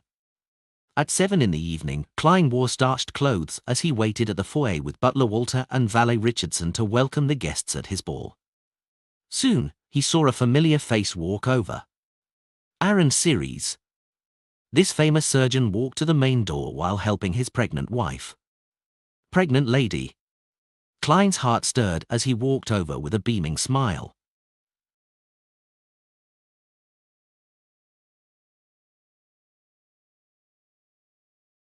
Lord of the Mysteries Chapter 8:17.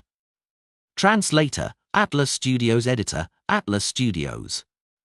As a polite gentleman, Klein obviously wouldn't stare at Aaron's wife. He looked at the famous surgeon and said, "Good evening, Aaron. How may I address your lovely companion?" Aaron's cold demeanor hadn't changed, but it didn't stop him from handing over an intricately packed bottle of red wine and say with a polite smile, "My wife, Wilma Gladys, a middle school teacher.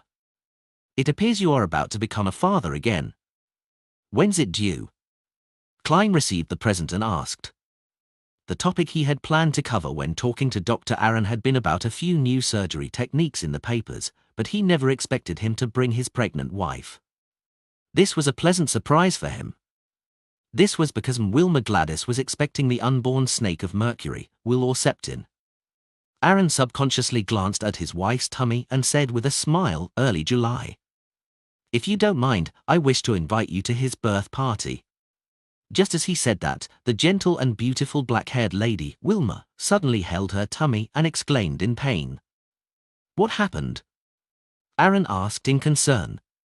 "He kicked me, but he's calmed down," Wilma said with an eased expression. She then looked at Dwayne Dantes and smiled. "Because of my pregnancy, I've been home all the time and haven't been to such balls in a while. Feeling pent up at home, I got Aaron to bring me along. Although I can't dance, I'll be able to chat with the other ladies, and I'll even find some time to play some cards." "Your presence honors me," Klein sincerely replied. "I will come for his birth party in early July." He wasn't affected by the tiny accident, as he still remembered Dr. Aaron's invitation. After exchanging a few words of pleasantries, Klein handed over the gift to his valet, Richardson, and got him to lead his two, not three guests into the hall. Without needing to wait too long, he received his second guest. It was Bishop Electra, who was still wearing his black clergyman robe, and his female partner. His partner was a lady in her early 20s who still had a little bit of baby fat to her cheeks. She looked at everything with a sense of wonder, and she was filled with energy. However, she had an additional hint of maturity to her due to her already having a child. "Good evening, Your Excellency. My sleep has recently been excellent," Klein said, feigning ignorance of the Church of Evernight's secret efforts. Electra immediately tapped his chest 4 times in a clockwise fashion. "This is a blessing of the goddess." He then introduced his female partner. "She's my wife, Shona Johnson." As he often visited Dwayne Dantes and had been to his residence several times, he didn't need to prepare any gifts for the ball. It would appear overly polite and too distant. "Nice to meet you. You are a lot younger than I imagined," Klein greeted Shona half politely and half jokingly with a nod. Meanwhile, he silently did the math. It said that the bishop got married 2 years ago. That means that his wife was only 18 or 19. This age difference is quite huge.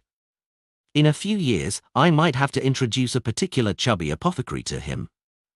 Upon hearing Dwayne Dantes' joke and recalling the conversation back when he visited him while the former was sick, Electra immediately felt uneasy. He coughed gently and replied, "She's someone who likes a bustle. If she's free, she has no wish to miss any ball." Klein didn't speak further because he saw Mary alight from her carriage and was walking over. After letting Bishop Electra and his wife enter the hall, Klein smiled at Mary and said, "Perhaps we will be fellow workers next week." The lawyer and accounting team he hired had completed their investigations and had cleared the coin company's audit and said that it was very suitable for investing into. Furthermore, he had already reached a preliminary agreement with the gentleman who was selling the shares. Final confirmation of the sale of 3% shares for £12,800 was to be made next week. When Mary heard that, she chuckled and said, "I already treat you as a partner. This seems to have a deeper meaning to it. Don't tell me that Dwayne Dantes has caught your fancy." Klein's heart stirred as he feigned ignorance and reached his hand out. "I hope for a pleasant partnership." After a shake of hands, he got butler Walter to lead the lady in. At this moment, more and more guests were arriving. Klein recalled the corresponding topics and warmly and humorously received them, receiving plenty of gifts as a result. If not for my instinctive ability as a faceless to remember a person's looks and characteristics, I wouldn't be able to tell who is who, much less find the correct topic to raise. It's no wonder that a butler's help is often needed at such times. As Klein was stirring in poignancy, he saw Member of Parliament Marked and his family arrive. He smiled again and took a step forward. "Good evening. Today's starry sky is especially beautiful." Member of Parliament Marked smiled as he handed a bottle of black rand from some unknown vineyard to him and said, "I've been in Backland for nearly 20 years, but the number of starry skies I've seen combined cannot even compare to the number I've seen this year. I hope there will be more with time." Klein then said to Rihanna, "I heard that the both of you have gotten a boarding school for Miss Hazel?" Rihanna looked at her daughter, who wore a cold expression despite maintaining a polite smile. Boarding school education is becoming increasingly popular. It's the same for females. And most importantly, perhaps Hazel will get to know more friends. Unfortunately, she doesn't seem too happy about this arrangement, as she can't bear to leave us. In Backland, boarding schools that targeted females of high society had already grown in popularity. The education they provided might not be better than home tutors, but it created a social circle. The school fees for such a boarding school like that was about £500 a year. She probably can't bear to part with the sores here. Klein lampooned. After a short chat, he let Member of Parliament Marked and family into the hall. When it was almost time, he didn't wait by the door and instead walked to the second floor. Standing behind the railing that faced the main door, he gestured for the musicians to pause the music. Holding a cup of champagne, Klein surveyed the surroundings. With all the guests looking at him, he loudly said, "I'm very happy that all of you can grace this ball with your presence. First, I'd like to thank the goddess, as well as you. I prepared for everyone local music and food from Desi, and I hope you will like it." After a simple speech, Klein walked down the stairs to the first floor, in preparation to invite a lady to dance the opening dance. Typically, a married host would definitely invite his own partner for the opening dance, while unmarried men or women would dance with a relative of the opposite sex, or invite someone they had their eye on, in an alternate form of a blind date. But Dwayne Dantes didn't have any family or any suitable target, so this matter appeared somewhat embarrassing. Read latest novels at nuv/e/l/bin.com. However, he had an experienced butler. His butler had hired a socialite of high society, and although dancing the opening dance would result in some rumors, it wouldn't make others believe that they were dating. Therefore, Klein looked at the lady named Aurea without any guilt as he walked towards her. This lady was a widow who had good relationships with several people in Backland's high society. She enjoyed quite a status in this circle, but of course, she wasn't well liked by the ladies. Anyone with a bit of standing looked down on her. Regardless, Aurea's female charms and her bearing was excellent. It was especially so with her figure that had alluring curves. If it wasn't because her looks were only above average, Klein would have suspected that she was a demoness. "May I have the pleasure of dancing with you?" Klein followed the teachings of his etiquette teacher, Joanna, and posed flawlessly. Aurea with her blonde hair bun smiled and reached out her hand. "You're a gentleman that cannot be rejected." That sounds ambiguous. Her identity and the role she plays in social settings ensures that she can't act as demure as most ladies and madams. Klein held her hand, entered the dance floor, and began dancing under the tune of a village folk song. The aristocrats all had land, manors, and castles in the villages, and they spent several months a year there. Therefore, folk songs were one of the mainstream songs in high society social events. "You dance really well. If Warana hadn't mentioned it before, I wouldn't believe that you weren't able to dance before." Aurea deliberately leaned in close.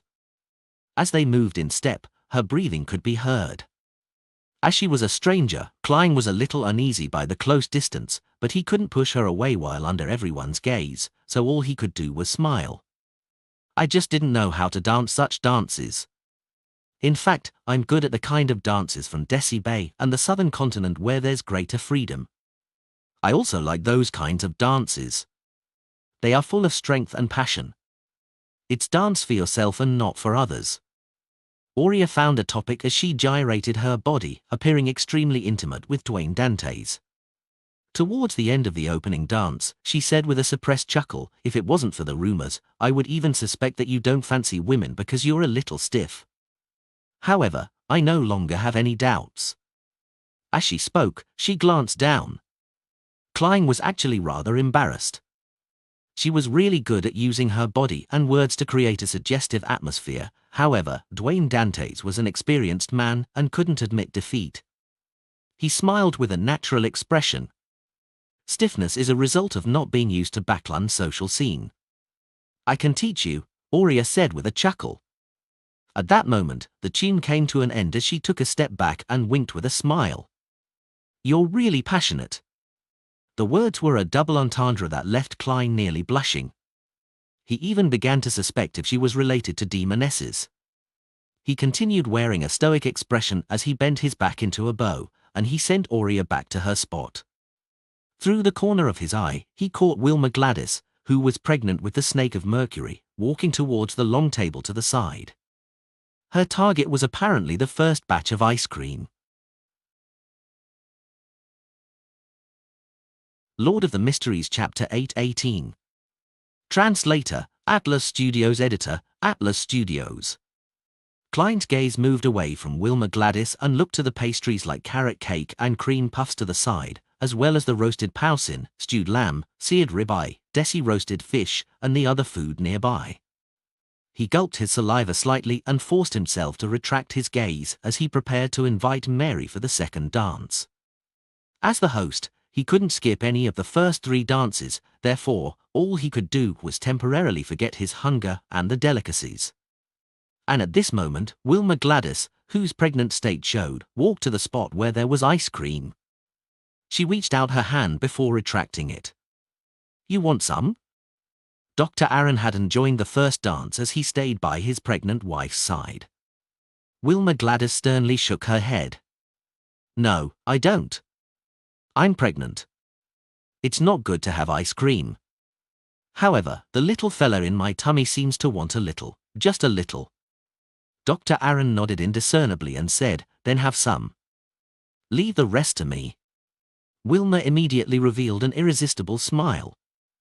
"You spoil him too much." She didn't object to it as she watched her husband pick up a scoop of ice cream that had been circled with ice.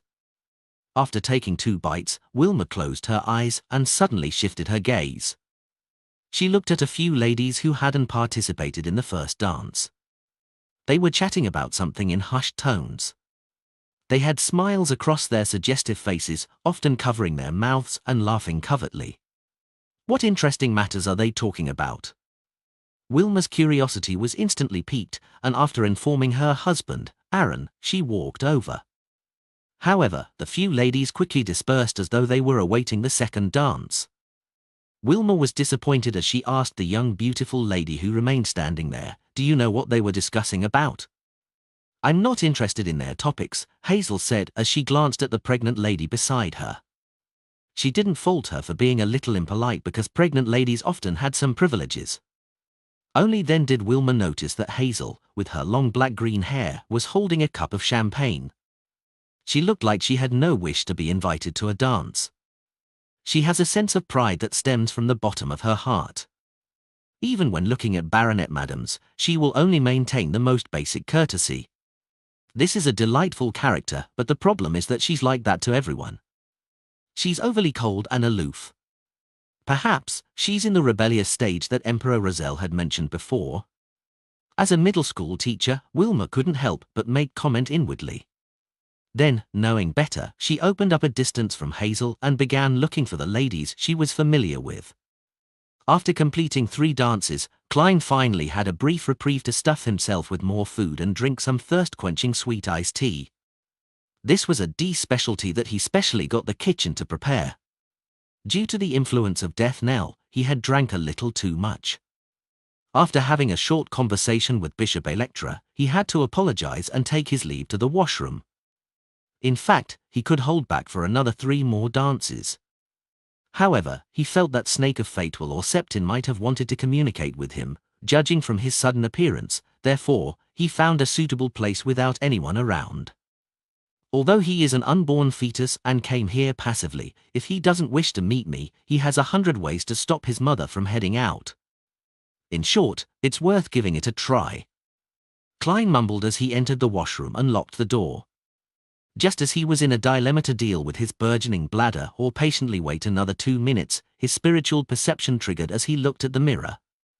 At some point in time, the mirror had produced a black pram that was covered in shadows that prevented him from seeing any details.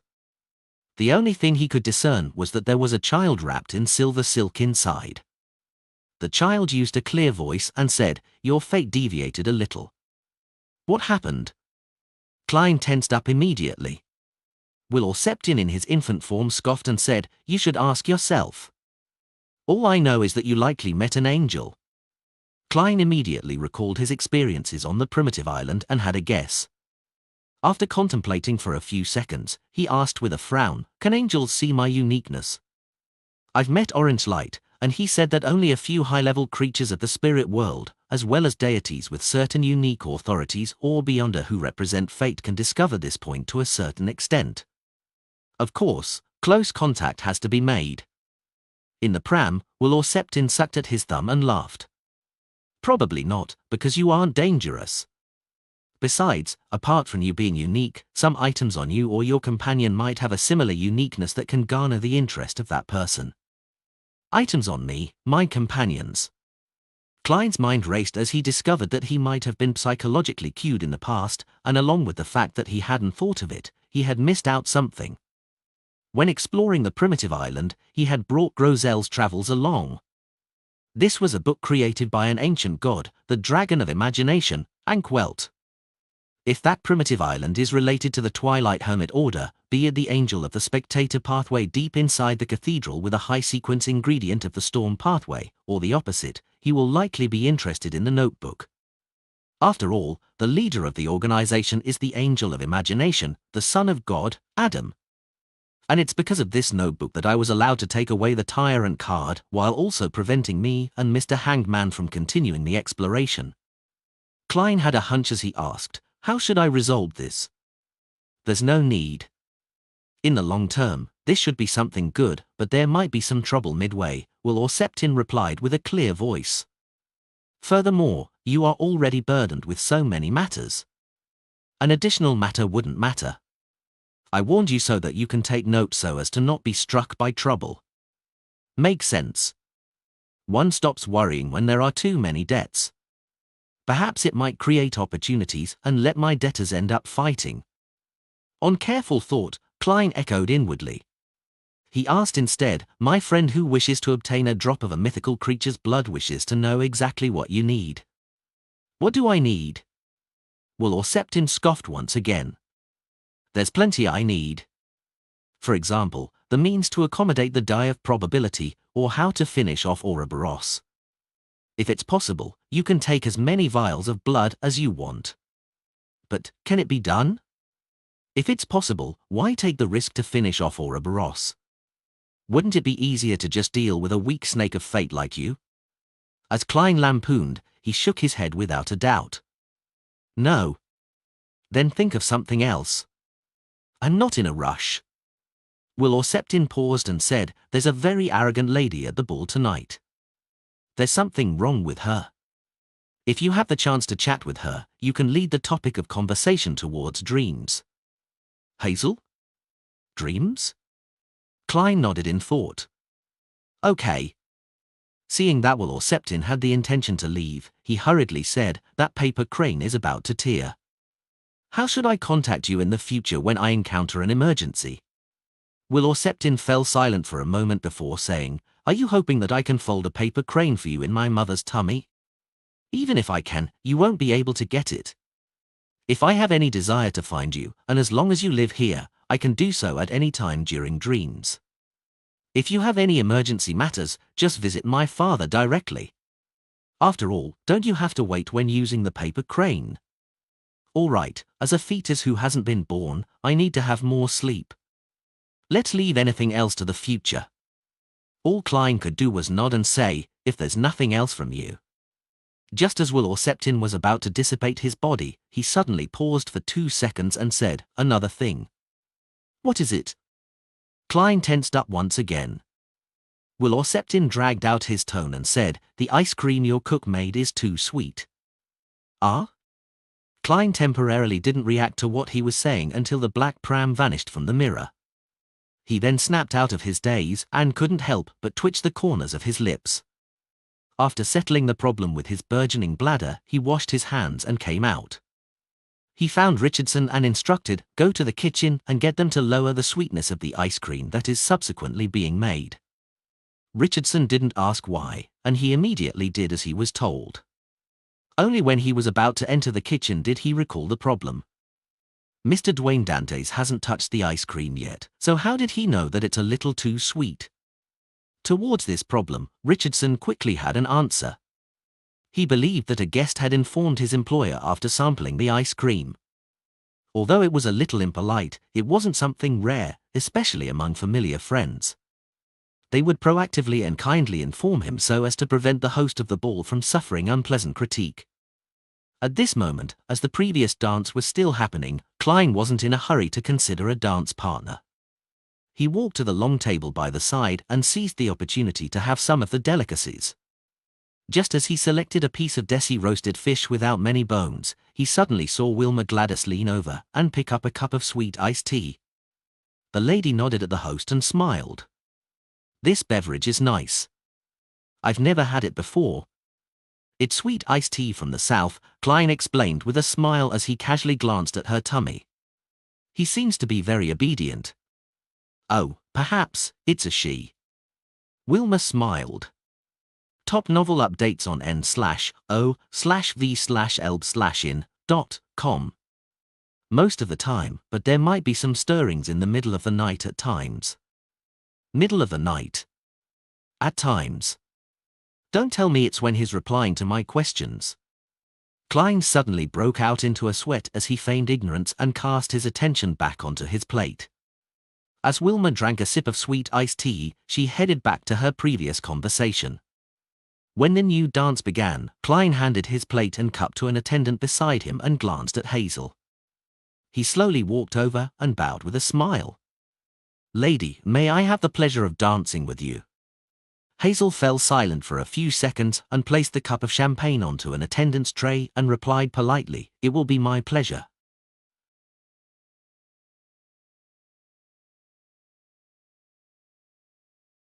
Lord of the Mysteries Chapter 819.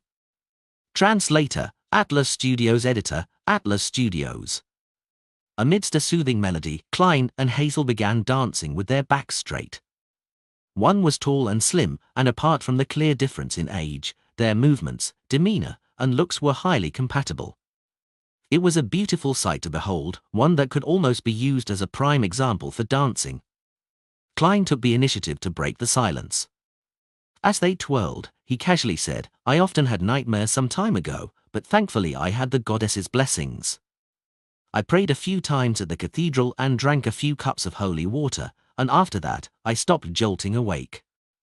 Hazel silently looked up and, after 2 seconds, asked, "What kind of nightmare?" "To think you will be interested in such a topic." Will was right after all. Klein replied with a smile, "I was being pursued by all kinds of monsters inside an abandoned, dilapidated cathedral. But you probably know, it's almost impossible to remember the details in a dream.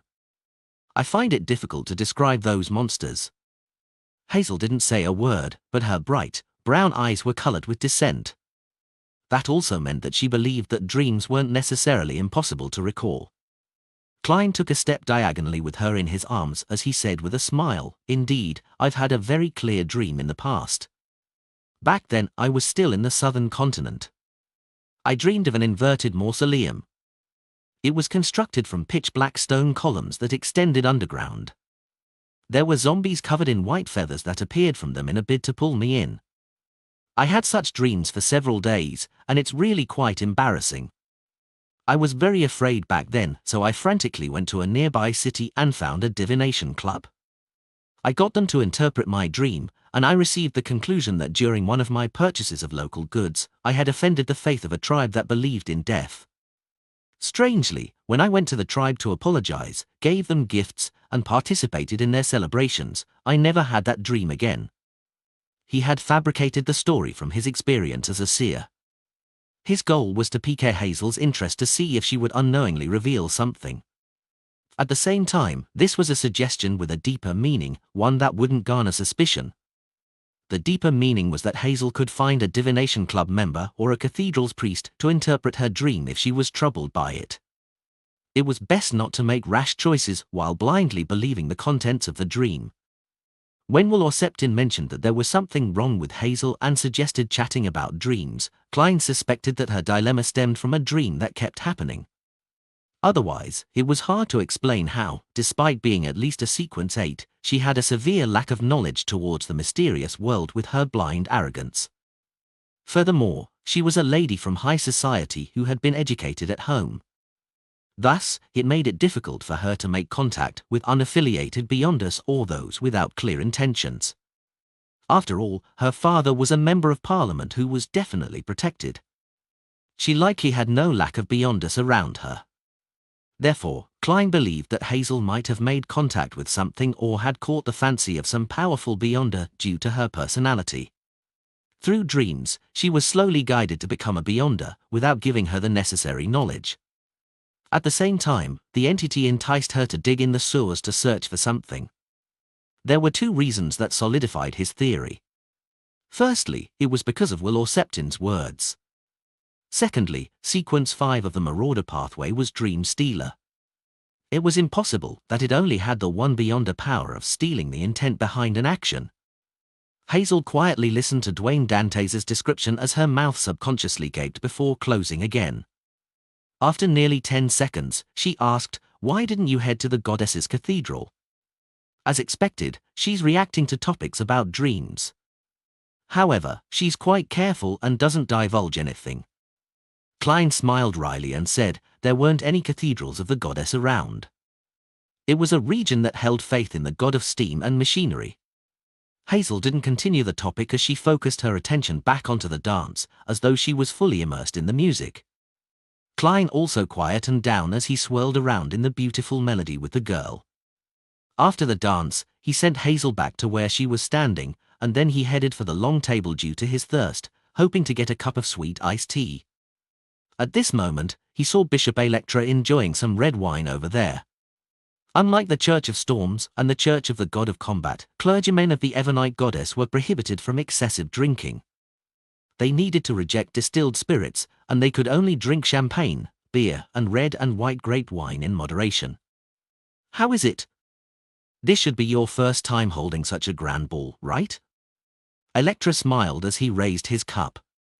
Klein smiled and replied, "Very troublesome, and it's also, The biggest problem is that having so many dances in a row is exhausting. I kept sweating and wanted to drink more water." Bishop Electra chuckled and said, "When you're here in Backland, don't slack on any physical exercise. At times, the social scene is more tiring than you can imagine." With that said, he said with a jibing smile, "Moria has endorsed you, believing that your character matches your appearance. I'd like to thank her for her endorsement." Klein was momentarily unable to find the words to reply with as he replied in a jokingly manner, "A person's character cannot be identified from a single dance." Without waiting for Electra to reveal a smile that all men understood, he switched to saying, "Your Excellency, I've recently involved myself in some business, and I'm afraid that I might offend a gentleman in power. I'm a little worried." He was referring to the coin company and Baron Syndras. Electra took a sip of red wine and said, "Don't worry. Backland follows the rule of law. Besides, the goddess will bless you. That's relieving. Praise the lady." Klein seriously drew the crimson moon on his chest. After Electra headed for the dance floor, his gaze darkened as he sighed silently. He wasn't feeling fearful or hatred. He just felt a slight guilty conscience. Up to this point in time, the Church of Evernite had been good to him. Although money was the reason, they had provided him plenty of help to the point of providing him some protection. Yet, he was planning to deal with the keepers, as well as contemplating how to steal something from the core seal behind Channy's gate. Sigh, if this plan takes too long to complete, I'd really need periodic psychological treatment. Otherwise, I'll have some mental problems. Klein monitored his emotions as he shook his head indiscernibly. In an apartment in Sherwood Borough, Zio came home with Phainopota pies and Desi Bay sweet iced tea. As she put it on the dining table, she said to Force, "Don't eat too much of such food. It's unhealthy." "Why do you say that?" Force picked up a pie stuffed with fruits and ham before taking a bite. "I read about it in a magazine. As a bounty hunter, maintaining one's figure is a necessity." Zio hesitated for a moment before pulling a pie to her mouth. New chapters will be fully updated at n.el/bin.com. Force scoffed. "You're a Beyonder geared for combat, an extraordinary bounty hunter. There's no need to bother about maintaining your figure. Perhaps you might have missed out on your final opportunity to grow taller as a result." "Oh right, I heard that the warrior pathway has an effective way of raising a person's height. It's obvious just from looking at those barbarians from Faysac." Zio was taken aback as she suddenly sighed. "But I was born as a half-arbiter. I have no way of becoming a warrior." Clearly, she had seriously considered it in the past. Realizing that she had triggered her friend's memories, she acted as though she hadn't said a word as she focused on having her late dinner. After they were done eating and clearing up, Force pulled Zio into her bedroom and cleared her throat. "You've helped me tremendously, so I plan on giving you a present. What troublesome matter do you need help with this time?" Zio touched her short, blonde hair warily. Force blinked as she suddenly reflected on her recent behavior. She chuckled dryly and said, "This is for the past." Without waiting for Zio to reply, she took out a metal box under Zio's doubtful gaze, one that was used to store cigars. "I don't smoke," Zio said with a shake of her head. Force tersely answered as she opened the box, revealing a translucent hexagonal pillar that was light blue in color. Zio's gaze froze as she looked at the luster that streaked inside the crystal like lightning as she instinctively asked, "Interrogator?"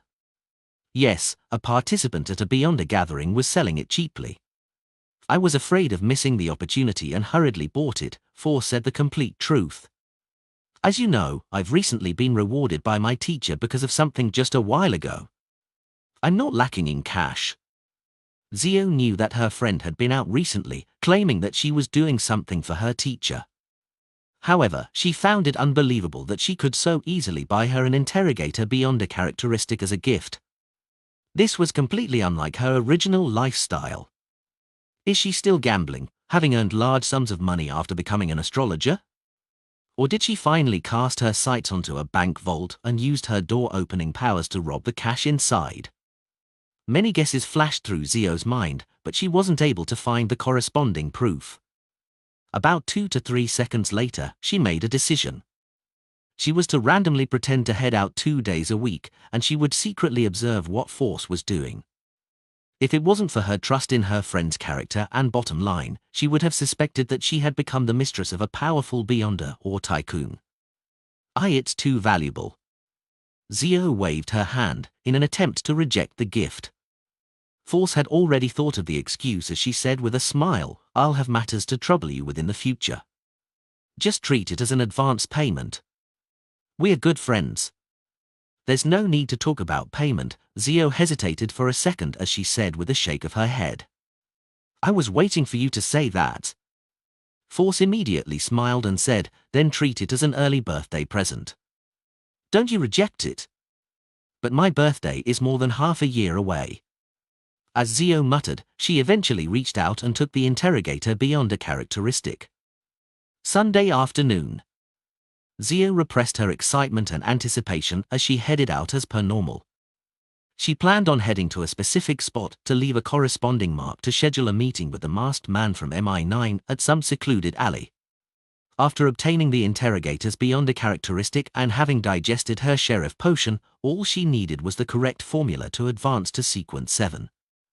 It would be a crucial step for her investigation of the truth and restoring her family's honor. Therefore, she was eager to receive a few more missions from the military to accumulate the amount of contributions she needed. After doing all of this, she planned on circling East Borough first to see if there was any important news. Then, she planned on returning home to tail Force so that she could figure out what her good friend was up to, or if she was in any danger. However, the moment she entered East Borough, she had a hunch that someone was staring at her.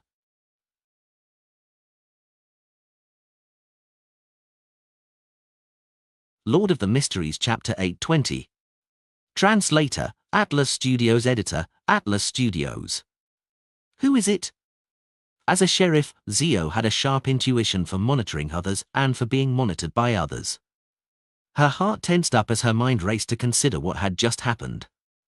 In the past 2 to 3 weeks, she hadn't encountered anything particularly noteworthy. The few criminals she apprehended weren't beyond us, and they were, at best, related to certain gangs. No one would offend a famous bounty hunter in East Borough for them. Therefore, she quickly narrowed down the list of suspects, and she vaguely guessed at the spies faction. A member from the Aurora Order? I didn't attend Mr. X's gathering, and an accident happened. Apparently, it was quite a stunning scene. The person from MI9 said that Mr. X was assassinated on the spot and had his corpse taken away. Furthermore, the assassin had used powers at the demigod level. Is the Aurora Order investigating the possible culprits? Every invitee is in their sights? Although Zio was careless and short-tempered at times, her thought process was relatively direct. But in similar fields, she had a strong intuition that allowed her to figure out the crux of the matter. And on the matter regarding Mr. X's assassination, she had once been thankful that Force had stopped her from attending, thus avoiding the accident. On the other hand, she felt that there wasn't anything wrong about her, allowing her to stand up to the scrutiny of any investigation. Therefore, when she met the masked man from MI9 last week, she had been frank and confident, and she had accepted the mission to investigate the truth behind the matter. Unfortunately, she wasn't sure which other Beyonders had participated back then, and she had no clues to kick her off.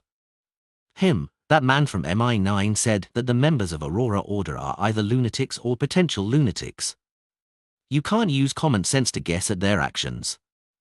Even if they believe that there's nothing wrong with me, they can kill me in passing to vent their anger as a warning to the real murderer. The stressed Zio walked forward as she revised her path in East Borough. This new route allowed her to obtain the help of friends at any time. If she suffered an ambush, there was a considerable chance that she could escape or kill the assailant. As she walked, Zio's mind suddenly went into a daze as she realized that she had unknowingly arrived back at her residence in Sherwood Borough at some point in time. Zio entered blankly and drank a cup of water when she was patted on the shoulder by Force. Accompany me to East Borough. Zio was taken aback as she found herself saying something very familiar. You want to head out to gather material? Force immediately said that it wasn't the case, indicating that she had previously accepted a mission to find the dust left behind after a ghost faded away. As the deceased had been given a send-off by the priests at the cemetery to their respective deities' kingdom, there wasn't any ghosts. Thus, they could only head over to East Borough to find targets. Zio hesitated and said, "Can't you push it back a day? I'm planning to participate in Mr. X's gathering." Force immediately wore a bitter look and said that she had delayed it by too much, and the mission's deadline was looming. Zio sighed and agreed to accompany her friend to East Borough to find a deceased person that had just died or one that hadn't been discovered after a period of time since their death. Just as the two were about to exit, Zio felt the wind strike her in the face as she trembled and snapped awake.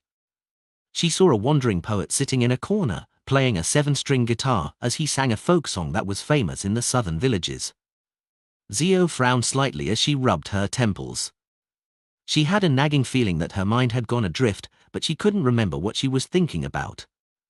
She continued maintaining her vigilance as she followed her originally set route, entering a bar that sold lunch. On the way, she met an East Borough resident who would occasionally provide her with intelligence. He was a man who was either 23 or 24 years old. He had thinned his brows, and his brown hair reached his shoulders. His facial features were rather soft, and he had put on cheap makeup. He gave off quite an odd vibe. "Sherman, did anything happen in the past few days?" Zio greeted. According to what she knew, this young man named Sherman had always thought of himself as a woman. However, fate had played a terrible joke on him, making him a man. This made him suffer serious levels of ostracization for many years. Sherman grinned and said, "It's been peaceful. No man offered to buy me any drinks." "Drinking is bad," Zio advised him seriously, walked past him, and walked to the bar counter. Sherman spat as he walked to the entrance, swaying his hips until he arrived at the condominium he rented. He paused at the door for nearly a minute before walking 2 steps to the side and knocking on the door next door. The wooden door creaked open as a low, female voice sounded with an undeniable sweetness to it. "Have you made your decision?" Sherman walked in and closed the door behind him. Looking towards the bed, he said to the black-dressed lady, "I'm still doubtful. I don't believe that there's something as magical as that." To him, the lady had a round face and a gentle and refined temperament. Not only was she sweet-looking, but she also had a different air to her. She was extremely charming and alluring. Of course, to Sherman, he was more envious instead of smitten. New chapters will be fully updated at n.el/bin.com. The black-dressed lady replied with a deadpan expression, "Haven't you seen the picture of my former appearance?" Her gaze moved as she couldn't help but feel a sense of melancholy. "But that might have been your twin brother. I find it difficult to believe that there really is a substance to change me into a woman," Sherman said in a wavering tone. The black-dressed lady chuckled without any humor in it. "Then you can pretend that it's fake. You may leave." Sherman's hands tightened as he fell silent for a long while. "I am willing to give it a try. Although I know that you might be bluffing me, I still wish to give it a try." "Then, what should be the price I need to pay?" "Listen to my instructions and help me do certain tasks." "Don't worry. They will definitely be things you are capable of," the black-dressed lady said. "To truly change your sex, you need to drink 3 potions and complete certain rituals. I'll guide you." Upon saying this, she said in a self-deprecating manner, "You can consider your female name." At night, in the Backlund Bridge area, in a small alley at Iron Gate Street, Zio stood under a street lamp that had been shattered by someone. She was recounting what had happened in the morning. After confirming that she wasn't being tailed, she returned to Sherwood Borough and secretly observed Force. She discovered that her friend didn't head out at all, staying at home like she usually did. She spent most of her time reading novels, newspapers, and magazines. She also drew the curtains in her room for nearly an hour, as though she was familiarizing herself with her beyonder powers. Until she had nothing to do, she got a piece of paper and spent 15 minutes writing the opening to her new book. Finally, she tore it apart, crumbled it into a ball, and threw it into the trash can. She smokes and drinks excessively. Zio silently clenched her teeth when she saw a figure in a black suit walking out of the shadows from the other end of the alley.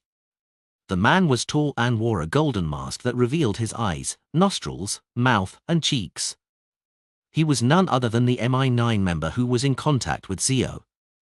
"Is there anything urgent?" he asked directly. Although Zio was short, she said in a similarly domineering manner, "I was tailed in East Borough. I suspect that it's someone from the Aurora Order. They seem to be investigating what happened during the gathering." The topic Zio had prepared to talk about was about someone she was asked to look for. She planned on using a clue that couldn't be confirmed to make a request for the emergency meeting to appear normal. However, she now had a more suitable excuse thanks to the Aurora Order. The lunatics from the Aurora Order are like that. Although they know that we're also investigating the matter and are finding them, they don't shrink back. If it's not because of that, they wouldn't always be suffering setbacks, the golden-masked man said with a laugh. "To be frank, I'm very surprised that they didn't directly surround you and bring you to a secluded place to interrogate and channel your spirit." Zio was about to answer him that the Aurora Order member didn't tail her for long when she suddenly recalled the dazed feeling she found inexplicable. Hence, she deliberated and mentioned, "I'm not sure what I encountered. For a very brief period of time, I seemed to be in a daze and can't remember what I recalled." The golden-masked man fell silent. After nearly 20 seconds, he said, the investigation pertaining to you should have ended. The importance the Aurora Order has placed on this matter has exceeded my imagination. I will report this matter. You mentioned that many beyond us received the invitation but didn't attend? Zio nodded and said, the participants of each gathering doesn't exceed a third of the number of people invited. This is mostly normal for a gathering. It's not an exception for Mr. X's gathering either. The Golden Masked Man considered for a moment before asking, are there any clues about the person I got you to search for? The person whose original name was Trissy? Zio shook her head after seeing him nod. Not yet. She's likely experienced. The Golden Masked Man immediately chuckled. The number of people she has killed is more than the number of bounty missions you have completed. If you have any clues, make sure not to approach her. She's highly dangerous. Zio tersely answered and focused on the main topic at hand. Is there a new commission? Why have you suddenly become so proactive? The Golden Masked Man asked in surprise. Zio frankly replied, I'm almost about to save up enough points to exchange for the interrogator potion formula. I wish to obtain it early. Actually, there's no need for that. You can directly exchange it for the potion, as it will save quite a bit of points, the Golden Masked Man suggested in Zio's behalf. I already have the Beyond It characteristic. Zio shook her head and said, that would still take a very long time. I might be able to buy the ingredients at other Beyond It gatherings. The Golden Masked Man didn't insist as he said with a laughing sigh, I wish you luck. This time, it's a rather complicated commission. If you can complete it, you should have enough points. Zio held back her delight and asked, what's the mission? The Masked Man said with a slightly odd tone, take note of the people Viscount Stratford interacts with, and list them down in a report before submitting it to me. There's no need for you to frequently monitor him. Whenever you are free or walk past, take note of it in passing. Trust me, you aren't the only one working on this mission. As long as you hand over a report of certain value a week, it'll be considered as you contributing a certain amount. This can be repeated every week. Viscount Stratford. Zio suddenly fell into a daze again, but this time, she knew why. This Viscount was the captain of the Royal Guards, he was once her father's deputy,